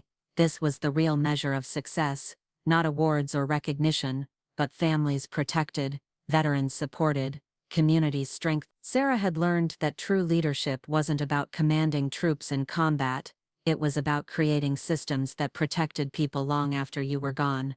The next week brought an unexpected visit. Detective Torres, now Chief Torres after his promotion to head the state's Military Family Protection Division, arrived with a file that contained both closure and validation. Sarah, I wanted you to be the first to know, he said, settling into her living room where the confrontation with her father had taken place 5 years earlier. We just closed the books on the final case connected to the Carrera network. 37 criminals convicted, $4.2 million in restitution paid to military families, and most importantly, not a single copycat operation has successfully targeted Colorado military families since we implemented your protocol. The statistics were impressive, but Sarah was more interested in the human impact. How many families were over 800 military families protected from fraud attempts that we know of, and probably thousands more who were never targeted because the word got out that Colorado isn't an easy mark anymore. That evening, Sarah walked through her neighborhood one more time, following the route she'd taken that first night when everything changed, but now every house told a story of connection and protection. The veteran families who'd moved in specifically because of the community's reputation, the children who'd grown up learning that military service was honored and protected, the elderly residents like Mrs. Henderson, who'd found new purpose in supporting returning veterans. At the corner of her street, Sarah noticed a new family moving in. A young woman in army fatigues was directing movers while a toddler played in the yard. Sarah approached with the welcome information packet that had become standard for new veteran families in the neighborhood.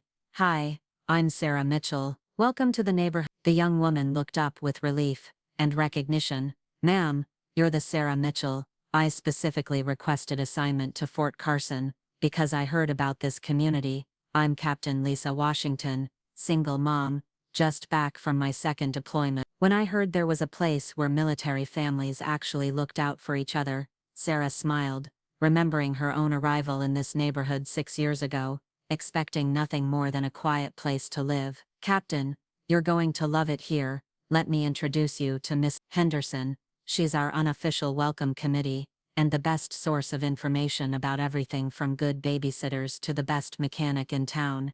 As they walked toward Mrs. Henderson's house, Captain Washington asked, "Is it really true what they say about this place, that no veteran ever faces problems alone?" Sarah looked around at the neighborhood, that had become a model for communities across the nation, thought about the thousands of families who were now protected because one veteran had refused to be intimidated, and smiled. "Captain, 5 years ago someone tried to steal my house. He thought I was powerless because I was alone. He was wrong about both things. I wasn't powerless, and I definitely wasn't alone. You're not alone either. None of us are, as long as we're willing to stand up for each other." The Presidential Medal of Freedom ceremony was still weeks away, but Sarah already knew what she would say in her acceptance speech. She would talk about the power of communities to protect their most vulnerable members, about the responsibility that comes with strength, and about the truth she'd learned that night 5 years ago. When you stand up for yourself, you often end up standing up for everyone. Her father had tried to make her pack her bags and leave. Instead, she had unpacked her bags, planted roots, and built something that would protect military families for generations to come. That was the real victory, not just keeping her house, but creating a home for thousands of veterans, who would never have to face what she had faced, because one person had decided that some things are worth fighting for. 10 years after the night that transformed not just her life but the lives of countless military families across America, Sarah Mitchell stood in the Oval Office as President Harrison presented her with the Presidential Medal of Freedom. But this moment, historic as it was, paled in comparison to what had happened just that morning. A phone call that proved her legacy would outlive her in ways she had never imagined. The call had come from Doc Jennifer Parks, Dean of the newly established Mitchell Center for Military Family Protection at Georgetown University. "Sarah, I wanted to be the first to tell you that Congress has approved permanent funding for military family protection programs nationwide. Your model is now federal law, protecting every military family in America in perpetuity." As Sarah accepted the medal, the weight of the moment wasn't lost on her. The same hands that had once been forced to physically restrain her own father were now receiving the nation's highest civilian honor for protecting military families from people exactly like him. In the audience sat faces that told the story of her journey. Miss Henderson, now 89 but still sharp as ever, who had insisted on making the trip to Washington despite her family's concerns. Jessica Torres, now a full colonel and the director of military community relations for the entire Department of Defense. Detective Ray Torres, whose work on her case had led to his appointment as the first ever federal coordinator for military family crime prevention. But the face that meant the most to Sarah belonged to a young woman in the third row. Second Lieutenant Maria Rodriguez, the West Point graduate who had approached her after the commencement speech 5 years earlier. Maria was now serving her second deployment, but she had taken leave specifically to attend this ceremony. After the official photographs and reception, Sarah found herself in a quiet moment with Lieutenant Rodriguez. "Ma'am, I wanted you to know that the protocols you established saved my family again. My cousin tried to forge documents claiming ownership of my grandmother's house while I was deployed in Syria, but the local authorities recognized the scam immediately because of the training programs you created.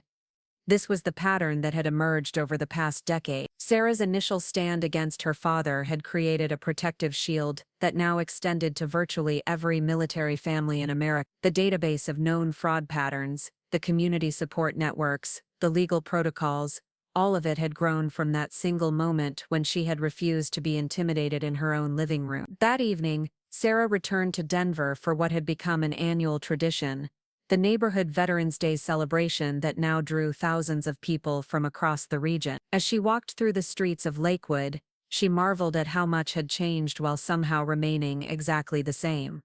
The house where it all began still stood as her sanctuary, but it had also become something more.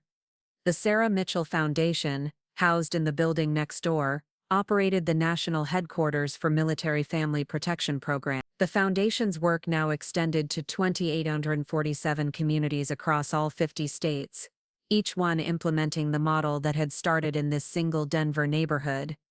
Miss Henderson, despite her advanced age, was still coordinating community activities from her kitchen table, which had become the informal command center for what military sociologists now called the Lakewood model. Her house was designated as a National Historic Landmark, the first civilian residence to receive that designation specifically for its role in veteran support.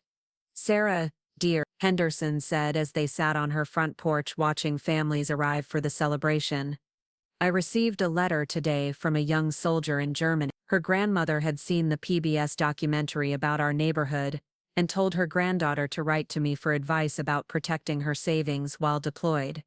Sarah smiled, thinking about the countless letters Mrs. Henderson received from military families around the world. The elderly woman had become an unlikely international symbol of community support for veterans, her kitchen table wisdom now quoted in military family handbooks distributed by the Pentagon. As the evening celebration began, Sarah was approached by a documentary filmmaker from the Smithsonian Institute. "Miss Mitchell, we're creating a permanent exhibit about civilian contributions to military family welfare. We'd like to recreate your living room from that night 10 years ago, showing how one moment of courage can create lasting change." The idea of her living room becoming a museum exhibit was surreal, but Sarah understood its educational value. Will the exhibit include the broader community response? This was never about one person. It was about what happens when communities decide to protect their veterans. "Absolutely, we're calling it the Lakewood Effect, how communities can protect those who protect." Your story anchors it, but the real message is about collective responsibility and community action. Later that evening, as the celebration wound down, Sarah received a video call from Afghanistan. It was Colonel David Chen, the Marine whose house she had helped save 5 years earlier. He was now commanding a base outside Kabul, but he had wanted to participate in the Veterans Day celebration virtually. "Sarah, I'm calling from a place where we see the worst of what humans can do to each other," Colonel Chen said, his image flickering on her phone screen. "But your work proves that we also see the best. Every soldier under my command knows that their families are protected back home because of what you started. That knowledge makes us better soldiers, better protectors of freedom, because we know freedom is protecting us too." The video call was joined by other service members from around the world, a Navy lieutenant in Japan, an Air Force captain in Korea, an Army sergeant in Poland. Each had their own story of how Sarah's work had protected their families, their savings, their peace of mind while they served overseas.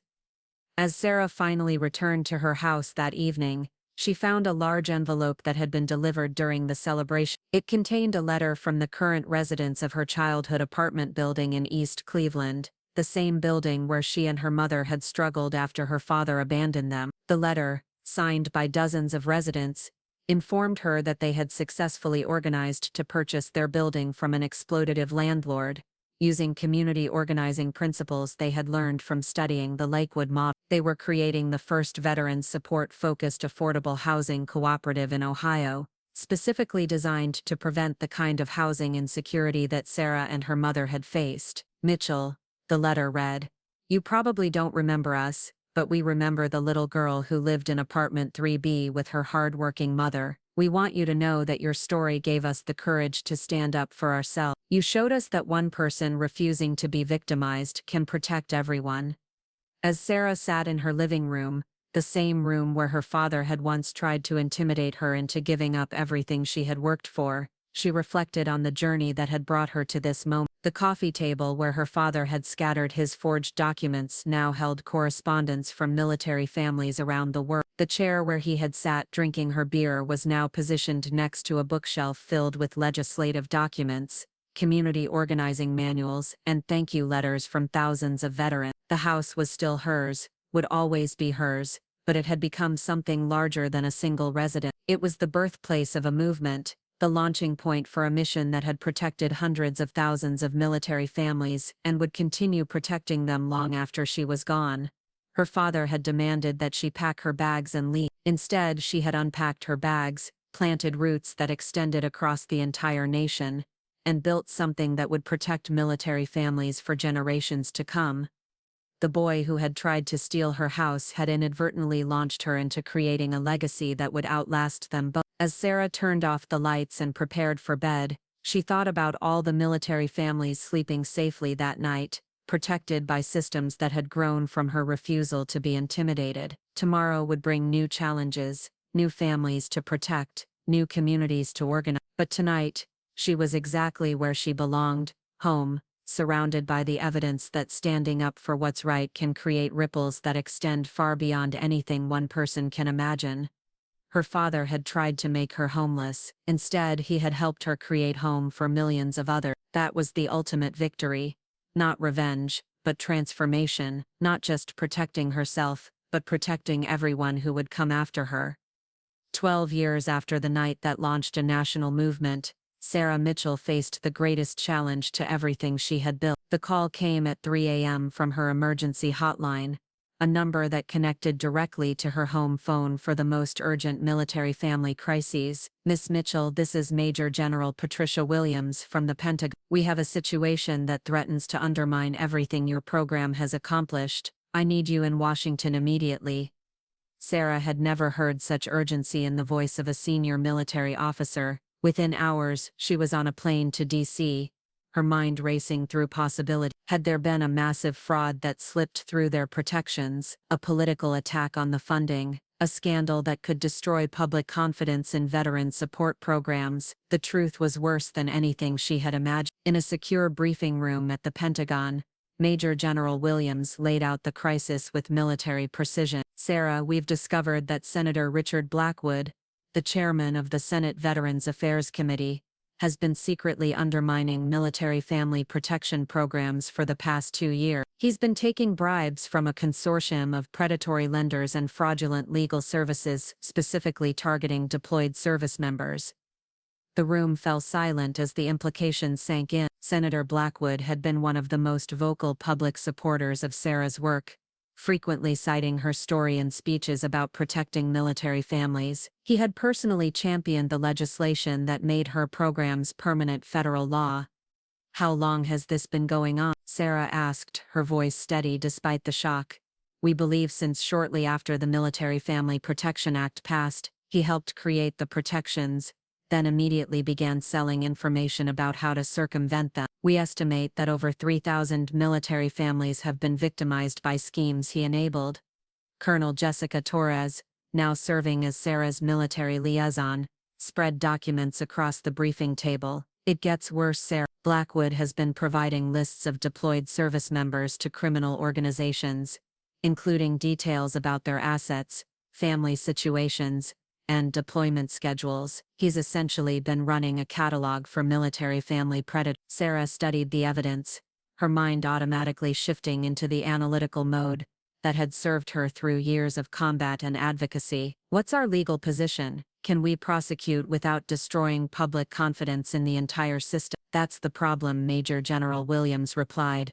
"Blackwood knows we're onto him. He's threatening to go public with a narrative that the entire military family protection system is corrupt, that your organization is part of a government conspiracy to control military families. He's claiming that his actions were actually protecting service members from government overreach."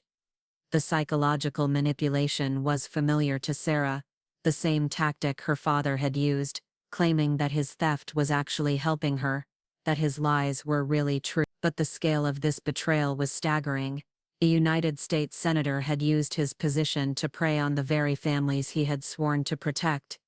"Ma'am," Sarah said, addressing the general, "what do you need from me?" "We need you to testify before a closed Senate committee investigating Blackwood's activities. But more than that, we need you to help us rebuild trust with military families who may now question whether any of these protection systems actually work." The next week was a whirlwind of closed-door hearings, classified briefings, and emergency meetings with military family advocacy groups. Sarah found herself in the strange position of defending a system she had created against attacks from someone who had helped her create it. The breakthrough came during her testimony before the Senate Ethics Committee. Senator Margaret Chen, a military spouse herself, asked the question that cut to the heart of the matter. Mitchell, if someone we trusted to protect military families was actually selling them out, how do we know this won't happen again? Sarah looked directly at the senators, thinking about all the families she had helped over the years, all the communities that had implemented her model,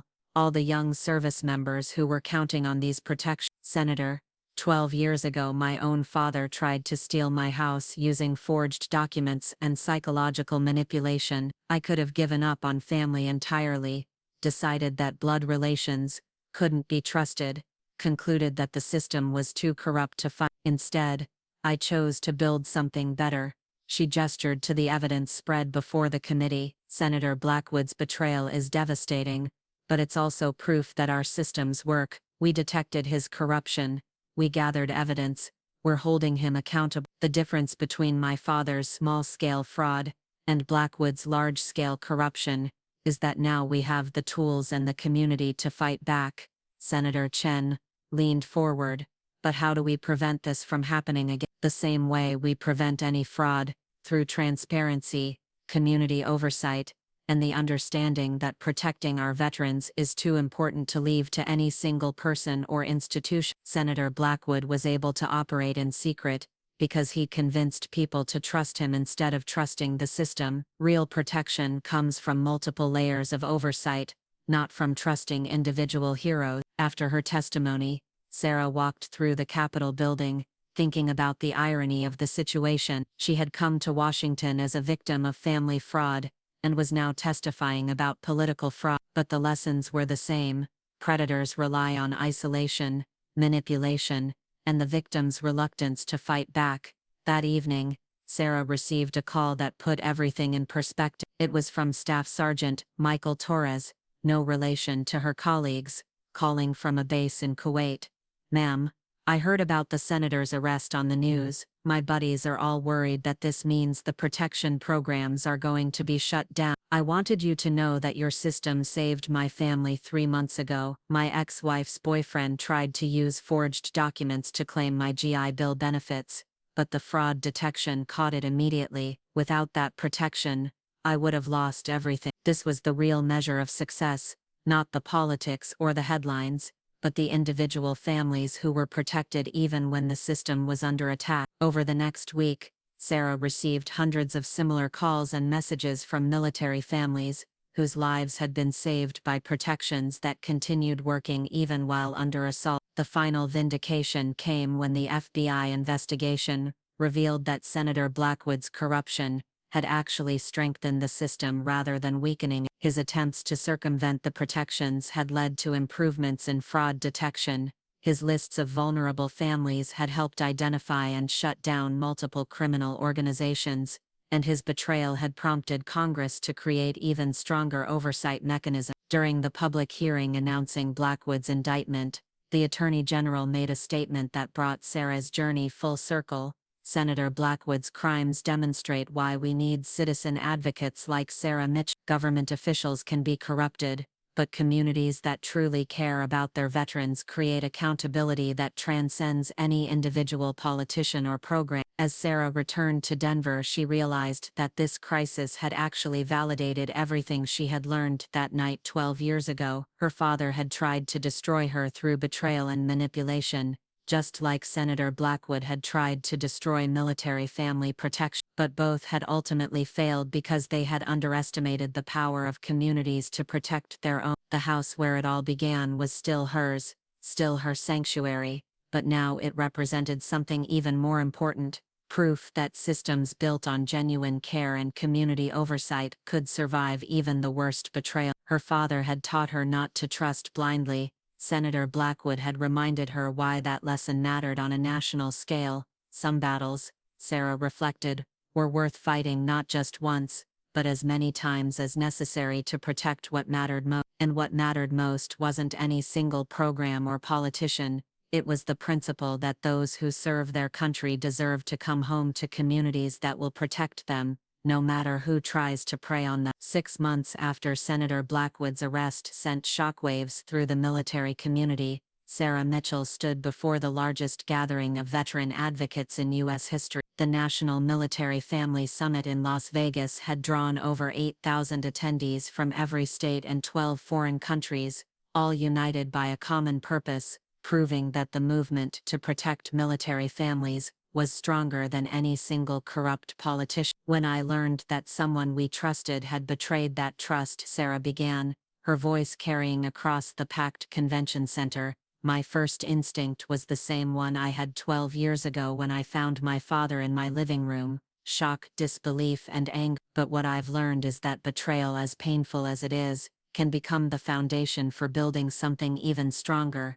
The audience included faces that told the story of the movement's evolution. Miss Henderson, now 91, had insisted on making the trip despite her family's concerns, sitting in the front row with a small American flag pin that had belonged to her late husband. Colonel Jessica Torres sat with the military delegation, her uniform displaying ribbons from 4 deployments and a special commendation for her work in military family protection. But the most significant presence was in the back of the room: over 200 military families who had been victimized by the schemes Senator Blackwood had enabled, and who had chosen to attend not as victims, but as advocates for stronger protection. After her keynote address, Sarah was approached by Captain Maria Santos, a Navy logistics officer whose family had lost their savings to one of Blackwood's connected fraud operations. "Miss Mitchell, I wanted to thank you personally. When we discovered that a senator was behind the scam that robbed us,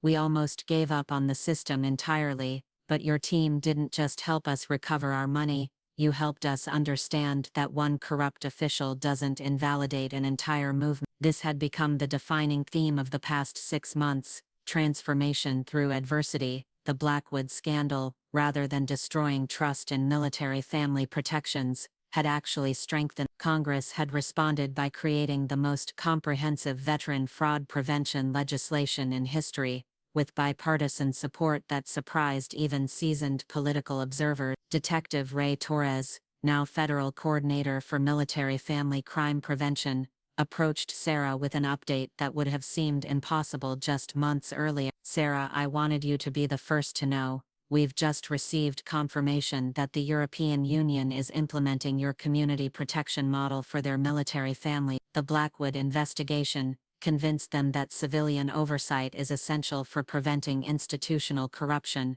The international expansion had been unexpected but logical. Military families worldwide faced similar challenges with fraud and exploitation, and Sarah's model offered proven solutions that transcended national boundaries. The irony wasn't lost on her that Senator Blackwood's attempt to discredit her work had instead made it a global standard. That evening, at the summit's closing ceremony, Sarah participated in what had become known as the Blackwood Memorial. Though the corrupt senator was very much alive in federal prison, the ceremony honored the 3,000+ military families who had been victimized during his betrayal, but more importantly, it celebrated the fact that every single family had been made whole through the community support networks that Blackwood had tried to destroy. Lieutenant General Patricia Williams took the stage to make an announcement that surprised even Sarah.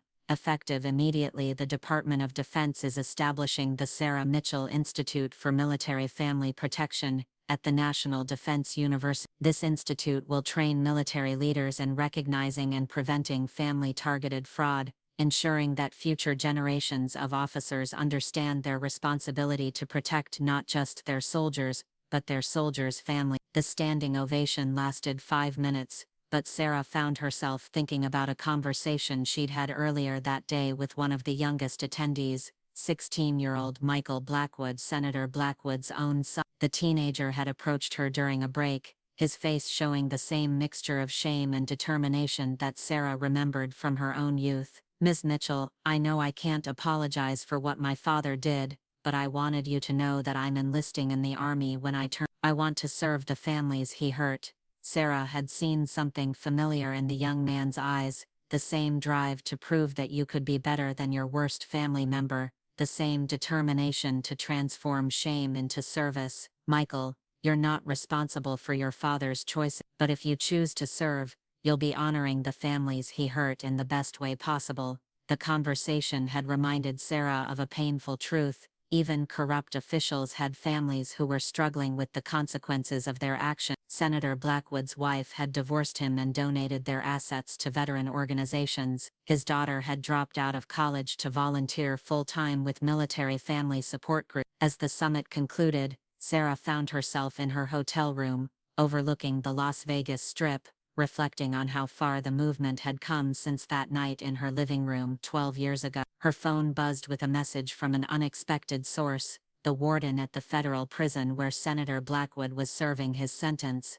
"Ms. Mitchell, I know this may seem unusual, but Senator Blackwood has requested to speak with you. He claims he has information about other potential corruption that could help protect military families. I wanted to reach out, because he specifically mentioned that he understands if you refuse, but he wanted you to know that his offer stands." Sarah stared at the message for a long time. The parallel to her meeting with her father in prison 3 years earlier was unmistakable, but this was different. Blackwood wasn't family, just a politician who had betrayed his oath. She had no obligation to hear him out, no emotional complexity to navigate. After an hour of consideration, Sarah typed her response: "Thank you for reaching out, but I'm not interested in meeting with the senator. If he has information that can help protect military families, he should provide it to the appropriate authorities through his legal counsel. My focus is on building systems that don't depend on the honesty of any individual politician." The next morning,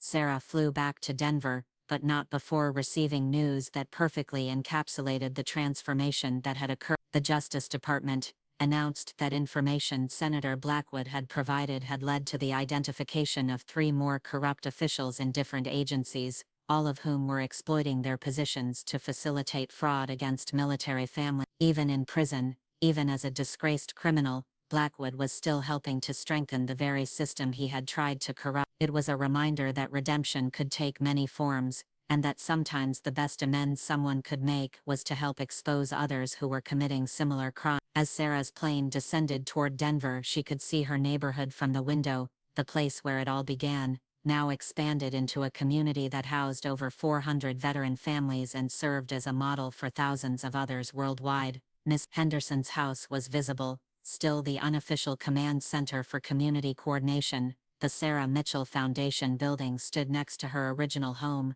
now processing applications from communities in 47 countries that wanted to implement their protection model. Senator Blackwood had tried to destroy what she had built through corruption and betrayal. Instead, he had made it stronger, more transparent, and more resilient. Just like her father's attempt to steal her house had ultimately launched her into a mission that protected millions, Blackwood's corruption had become the catalyst for even stronger protections and international expansion. The plane touched down and Sarah smiled, thinking about the lesson that seemed to define her entire adult life. Sometimes the people who try to tear you down end up building you up in ways they never intended. The key was to never let their attempts at destruction distract you from the work of construction, building something better, stronger, and more permanent than whatever they tried to take away.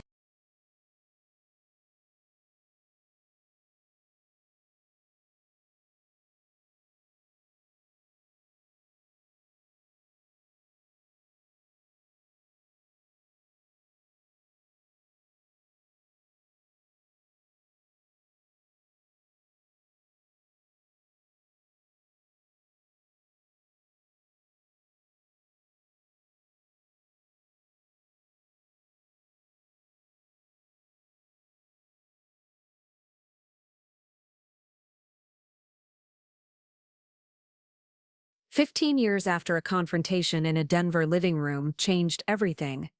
Sarah Mitchell stood in the United Nations General Assembly Hall in New York, addressing representatives from 1930 countries about something that had started as a personal fight for her own home. The irony wasn't lost on her that she was now speaking to the entire world about protecting military families, while the man who had tried to steal her house sat in a federal prison, his corruption having inadvertently launched the global movement she was now leading. "Distinguished delegate," Sarah began, her voice echoing through the hall where world leaders had debated wars and peace for decades. "What I'm about to share with you began with a simple principle. No one who serves their country should come home to find that their sacrifice has made them a target for predators." In the audience sat an unprecedented gathering of military leaders, veteran advocates, and government officials from every continent. The United Nations had designated this as the first ever International Day for Military Family Protection, and Sarah's address would mark the official launch of a global initiative to protect service members' families worldwide. The path to this moment had been extraordinary. After the Blackwood scandal had paradoxically strengthened military family protections in the United States, other nations had taken notice. The European Union's adoption of Sarah's community model had proven so successful that it had prevented an estimated 50,000 fraud attempts against military families across 27 countries in just 18 months. Colonel Jessica Torres, now serving as the U.S. military's international liaison for family protection, sat in the front row with her counterparts from NATO allies. Beside her was Mrs. Henderson, now 93, who had insisted on making the trip despite her age because someone needs to represent the neighbors who started it all. The model we're proposing today, Sarah continued, isn't about creating new bureaucracies or complex international treaties. It's about recognizing that the strongest protection for military families comes from communities that choose to care for them. After her address, Sarah was approached by General Yuki Tanaka from Japan's Self-Defense Forces. "Miss Mitchell, your model has already prevented 17 fraud attempts against our deployed personnel. But more importantly, it's changed how our communities view their responsibility to military families. We're seeing neighborhoods organizing to support service members in ways we never imagined possible." This had become the pattern across the globe. Sarah's community protection model wasn't just preventing fraud, it was transforming how entire societies approached military family support. Countries that had never had comprehensive veteran programs were now creating them based on the Lakewood neighborhood model that had started in her living room.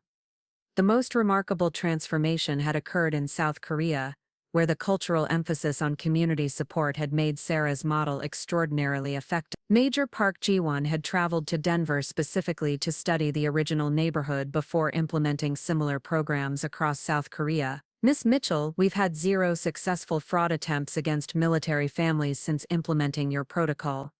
But beyond that, we've seen a 60% increase in military retention rates, because service members know their families are truly protected." That evening at the United Nations reception, Sarah found herself in conversation with representatives from countries she had never imagined would be interested in her work. A delegate from New Zealand described how remote military communities were using satellite communication to implement neighborhood watch programs for deployed families. An officer from Singapore explained how they had created digital versions of Henderson's kitchen table coordination system that connected military families across their island nation. But the most moving conversation came from Lieutenant Colonel Maria Santos, from Colombia, whose country was implementing military family protection programs, despite ongoing internal conflicts. "Ms. Mitchell, in a country where our soldiers face threats both in combat and at home, your model gives us hope that we can protect not just our borders but our people's futures."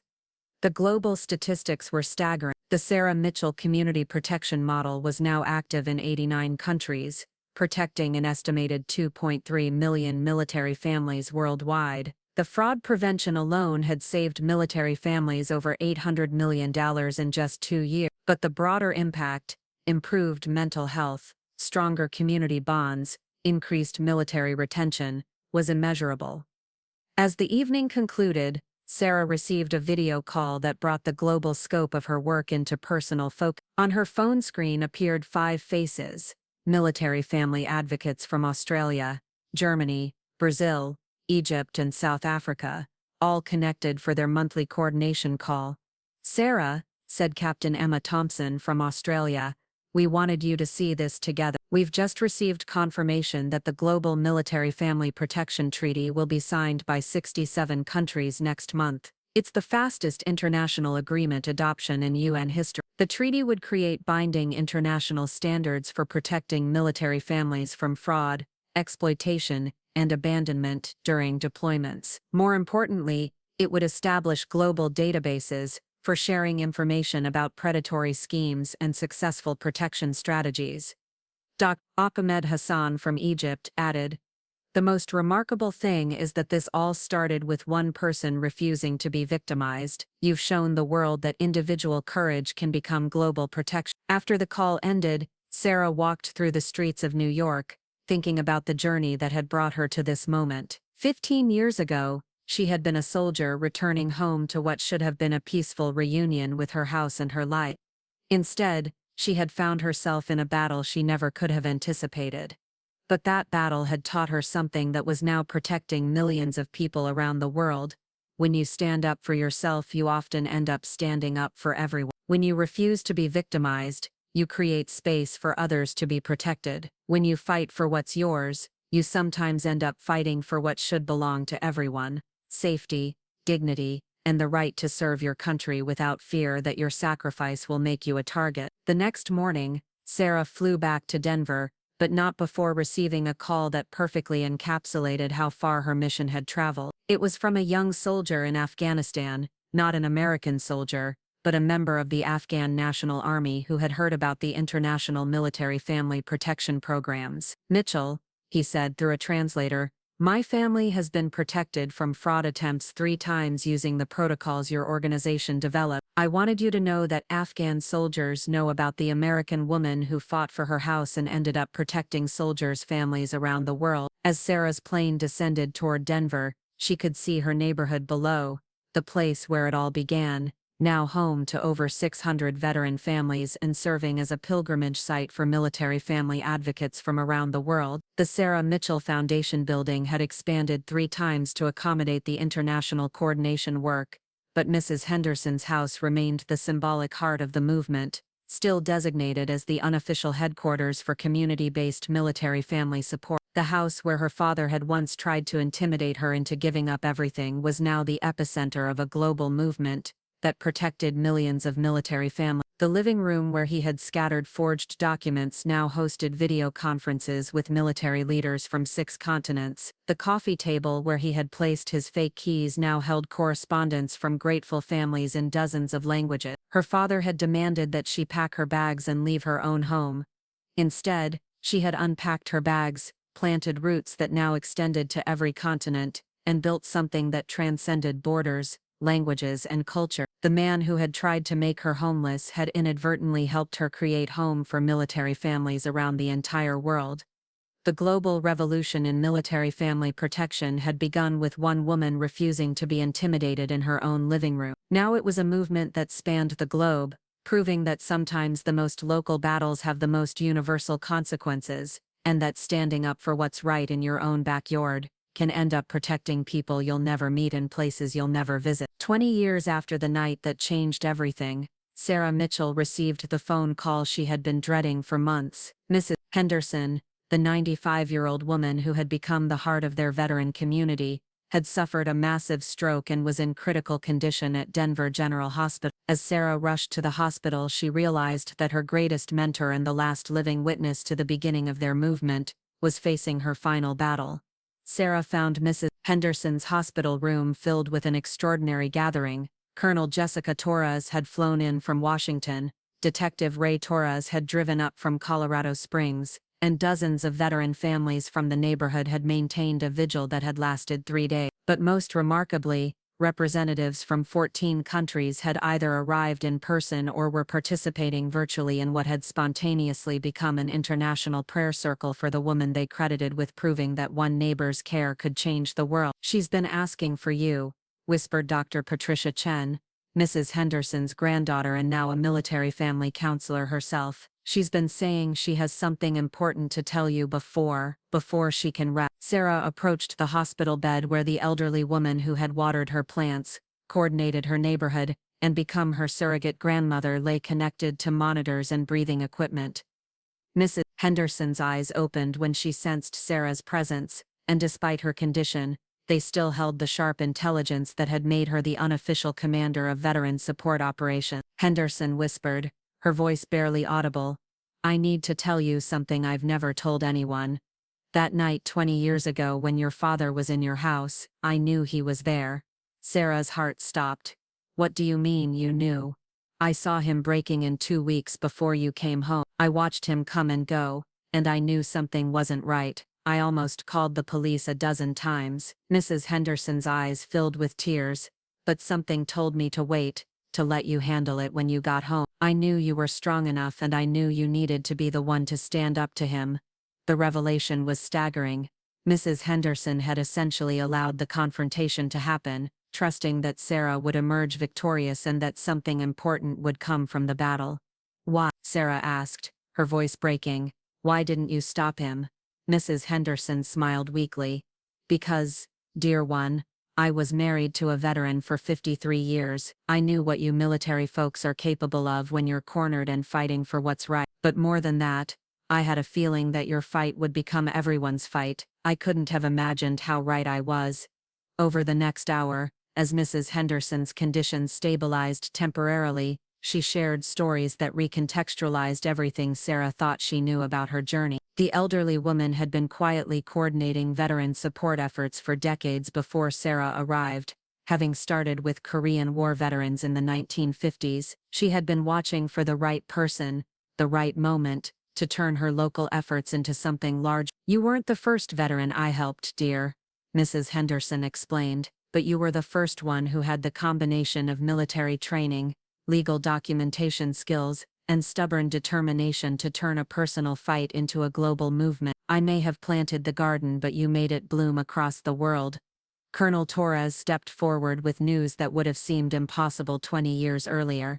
"Miss Henderson, I wanted you to know that the United Nations has approved a resolution naming community coordinators like you as international guardians of military family welfare. You're receiving the first ever global recognition for civilian military family advocates." But Mrs. Henderson wasn't finished with her revelations. She gestured for Sarah to come closer. "There's something else, dear. Your father, he came to see me last month." Sarah's world tilted.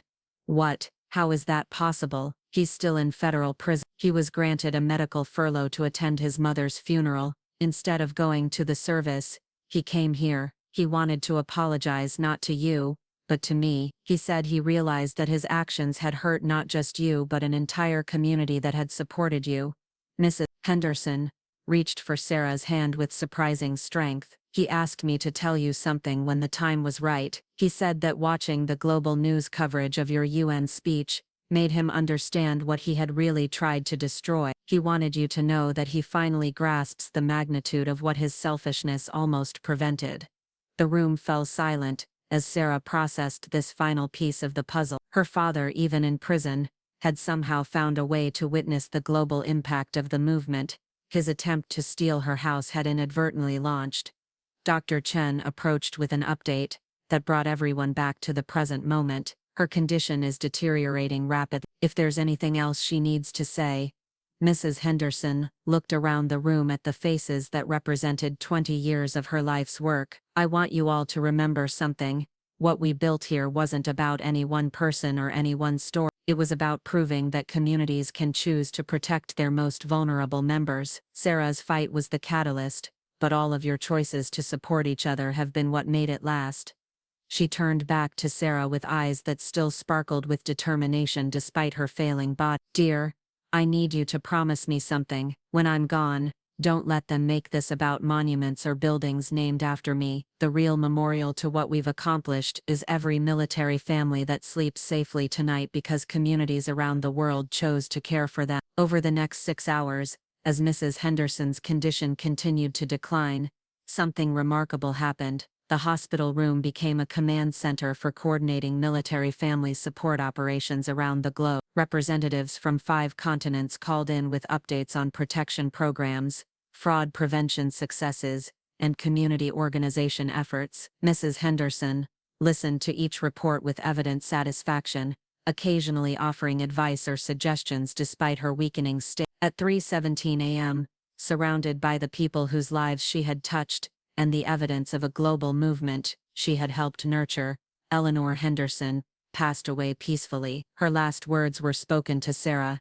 "You kept your house, dear, but more importantly, you built a home for everyone." The news of Mrs. Henderson's death spread around the world within hours. Military bases on 6 continents lowered flags to half-staff. The UN General Assembly observed a moment of silence. Community coordinators from 89 countries shared memories of conversations with the woman they had never met, but who had inspired their local efforts. but the most fitting tribute came from Sarah's own neighborhood. Without any official coordination, every house displayed an American flag and a small garden light, Mrs. Henderson's signature touches that had marked the community as a place where veterans were cherished and protected. As Sarah stood in her living room that morning, looking out at a neighborhood transformed by 20 years of collective care, she realized that Mrs. Henderson's final lesson was her most important.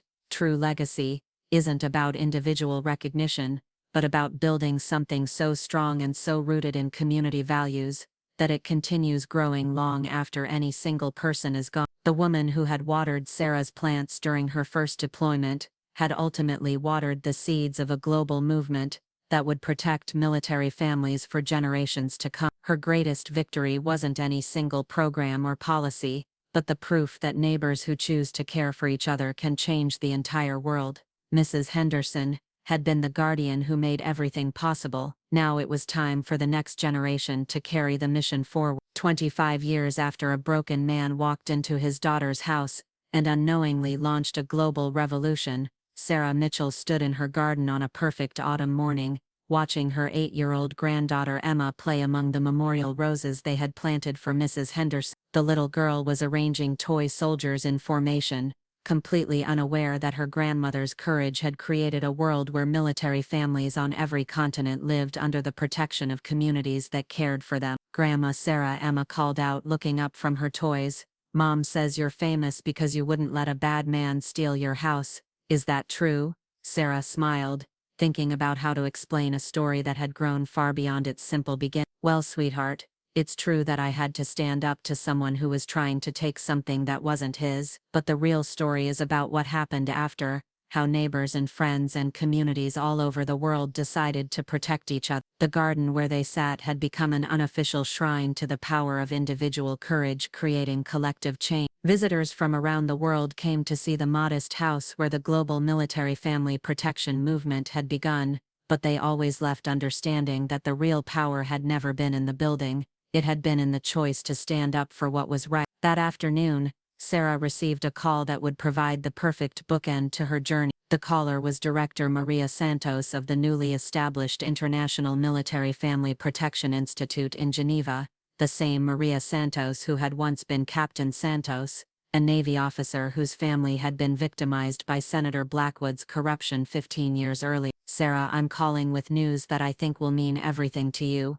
Maria said, her voice filled with emotion. "We've just received confirmation that global military family fraud has decreased by 94% since the implementation of community protection protocol. More importantly, we've documented over 50,000 success stories of communities stepping up to support military families in crisis. Your father's attempt to steal your house has resulted in the protection of literally millions of people." The statistics were staggering, but Sarah found herself thinking about something deeper. That evening, as she prepared for what would be her final international address, a recorded message that would be played at military family protection ceremonies in 2020. "My friends around the world," Sarah began, looking directly into the camera that would carry her words to military families on every continent.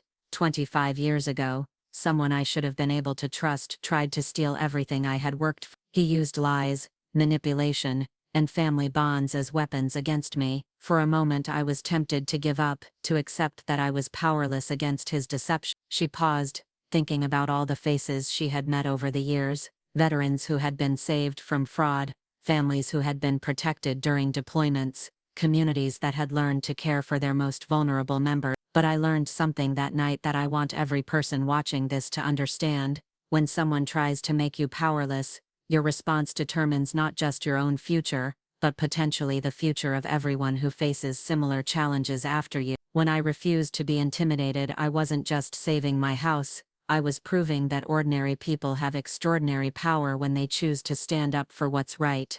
The recording would be translated into 37 languages and viewed by an estimated 15. But Sarah knew the real audience was much larger. It included future generations of military families who would be protected by systems that had grown from her decision to fight back in her own living room. As she finished the recording, Sarah's phone rang with a call that brought her full circle in the most unexpected way. The caller was Chaplain David Foster, the same prison chaplain who had facilitated her meeting with her father 8 years earlier. Mitchell, I'm calling with news about your father. Robert Mitchell passed away peacefully in his sleep last night. I wanted you to hear it from me personally. Sarah felt a complex mix of emotions, not grief, exactly, but a kind of closure that she hadn't expected. Thank you for letting me know, Chaplain. Was he still helping with fraud investigations? Until the very end, Chaplain Foster replied. His testimony helped convict 17 more criminals who were targeting military families. I know this doesn't erase what he did to you, but I thought you should know that his final years were spent trying to protect the families he had once helped victimize. After ending the call, Sarah walked through her neighborhood one final time as the sun set over the community that had become a model for the world. Every street told a story of transformation: houses where military families had found safety, neighbors who had learned to care for each other, children who had grown up understanding that service to country deserved community protection. She stopped at Miss Henderson's former house, now home to a young Marine family from Somalia, who had immigrated to America specifically because they had heard about communities that protected military families. The Somali children were playing in the same yard where Miss Henderson had once tended her roses, their laughter a testament to how protection and care could transcend all boundaries of race, culture, and nationality. As Sarah returned to her own house, the house her father had tried to steal, the house that had become the birthplace of a global movement, she found a letter waiting on her doorstep. It was from Michael Blackwood, Senator Blackwood's son, who was now Captain Blackwood, having completed his second deployment in the Middle East. Dear Miss Mitchell, the letter read, I'm writing to tell you that your example has shaped every day of my military service. When I see corruption, I speak up. When I see families being targeted, I intervene. When I see communities that don't care for their veterans, I work to change them. You taught me that we can be better than our worst family members, and that our choices define us more than our bloodline. Thank you for showing me that shame can be transformed into service. That night, as Sarah sat in her living room, the same room where her father had once tried to intimidate her with forged documents, she was surrounded by evidence of what individual courage could accomplish. The walls held letters from grateful military families in 97 countries. The bookshelves contained legislation from 6 continents, establishing community protection programs. The coffee table held architectural plans for the Sarah Mitchell villages, planned communities specifically designed to support military families around the world. But the most meaningful item in the room was a simple framed photograph. Miss Henderson's kitchen table, where the real planning and coordination had taken place for 20 years. The photo served as a reminder that the most powerful changes often happen, not in government buildings or corporate boardrooms, but around kitchen tables where neighbors decide to care for each other. As Sarah prepared for bed, she thought about the moral lessons that had emerged from her journey, lessons she hoped would outlast any individual story or program. First, when someone tries to make you powerless, your response determines not just your future, but the future of everyone who faces similar challenges. Standing up for yourself often means standing up for everyone. Second, real family isn't defined by blood or legal documents, but by people who show up for you, support your dreams, and protect what you've earned through honest work and sacrifice.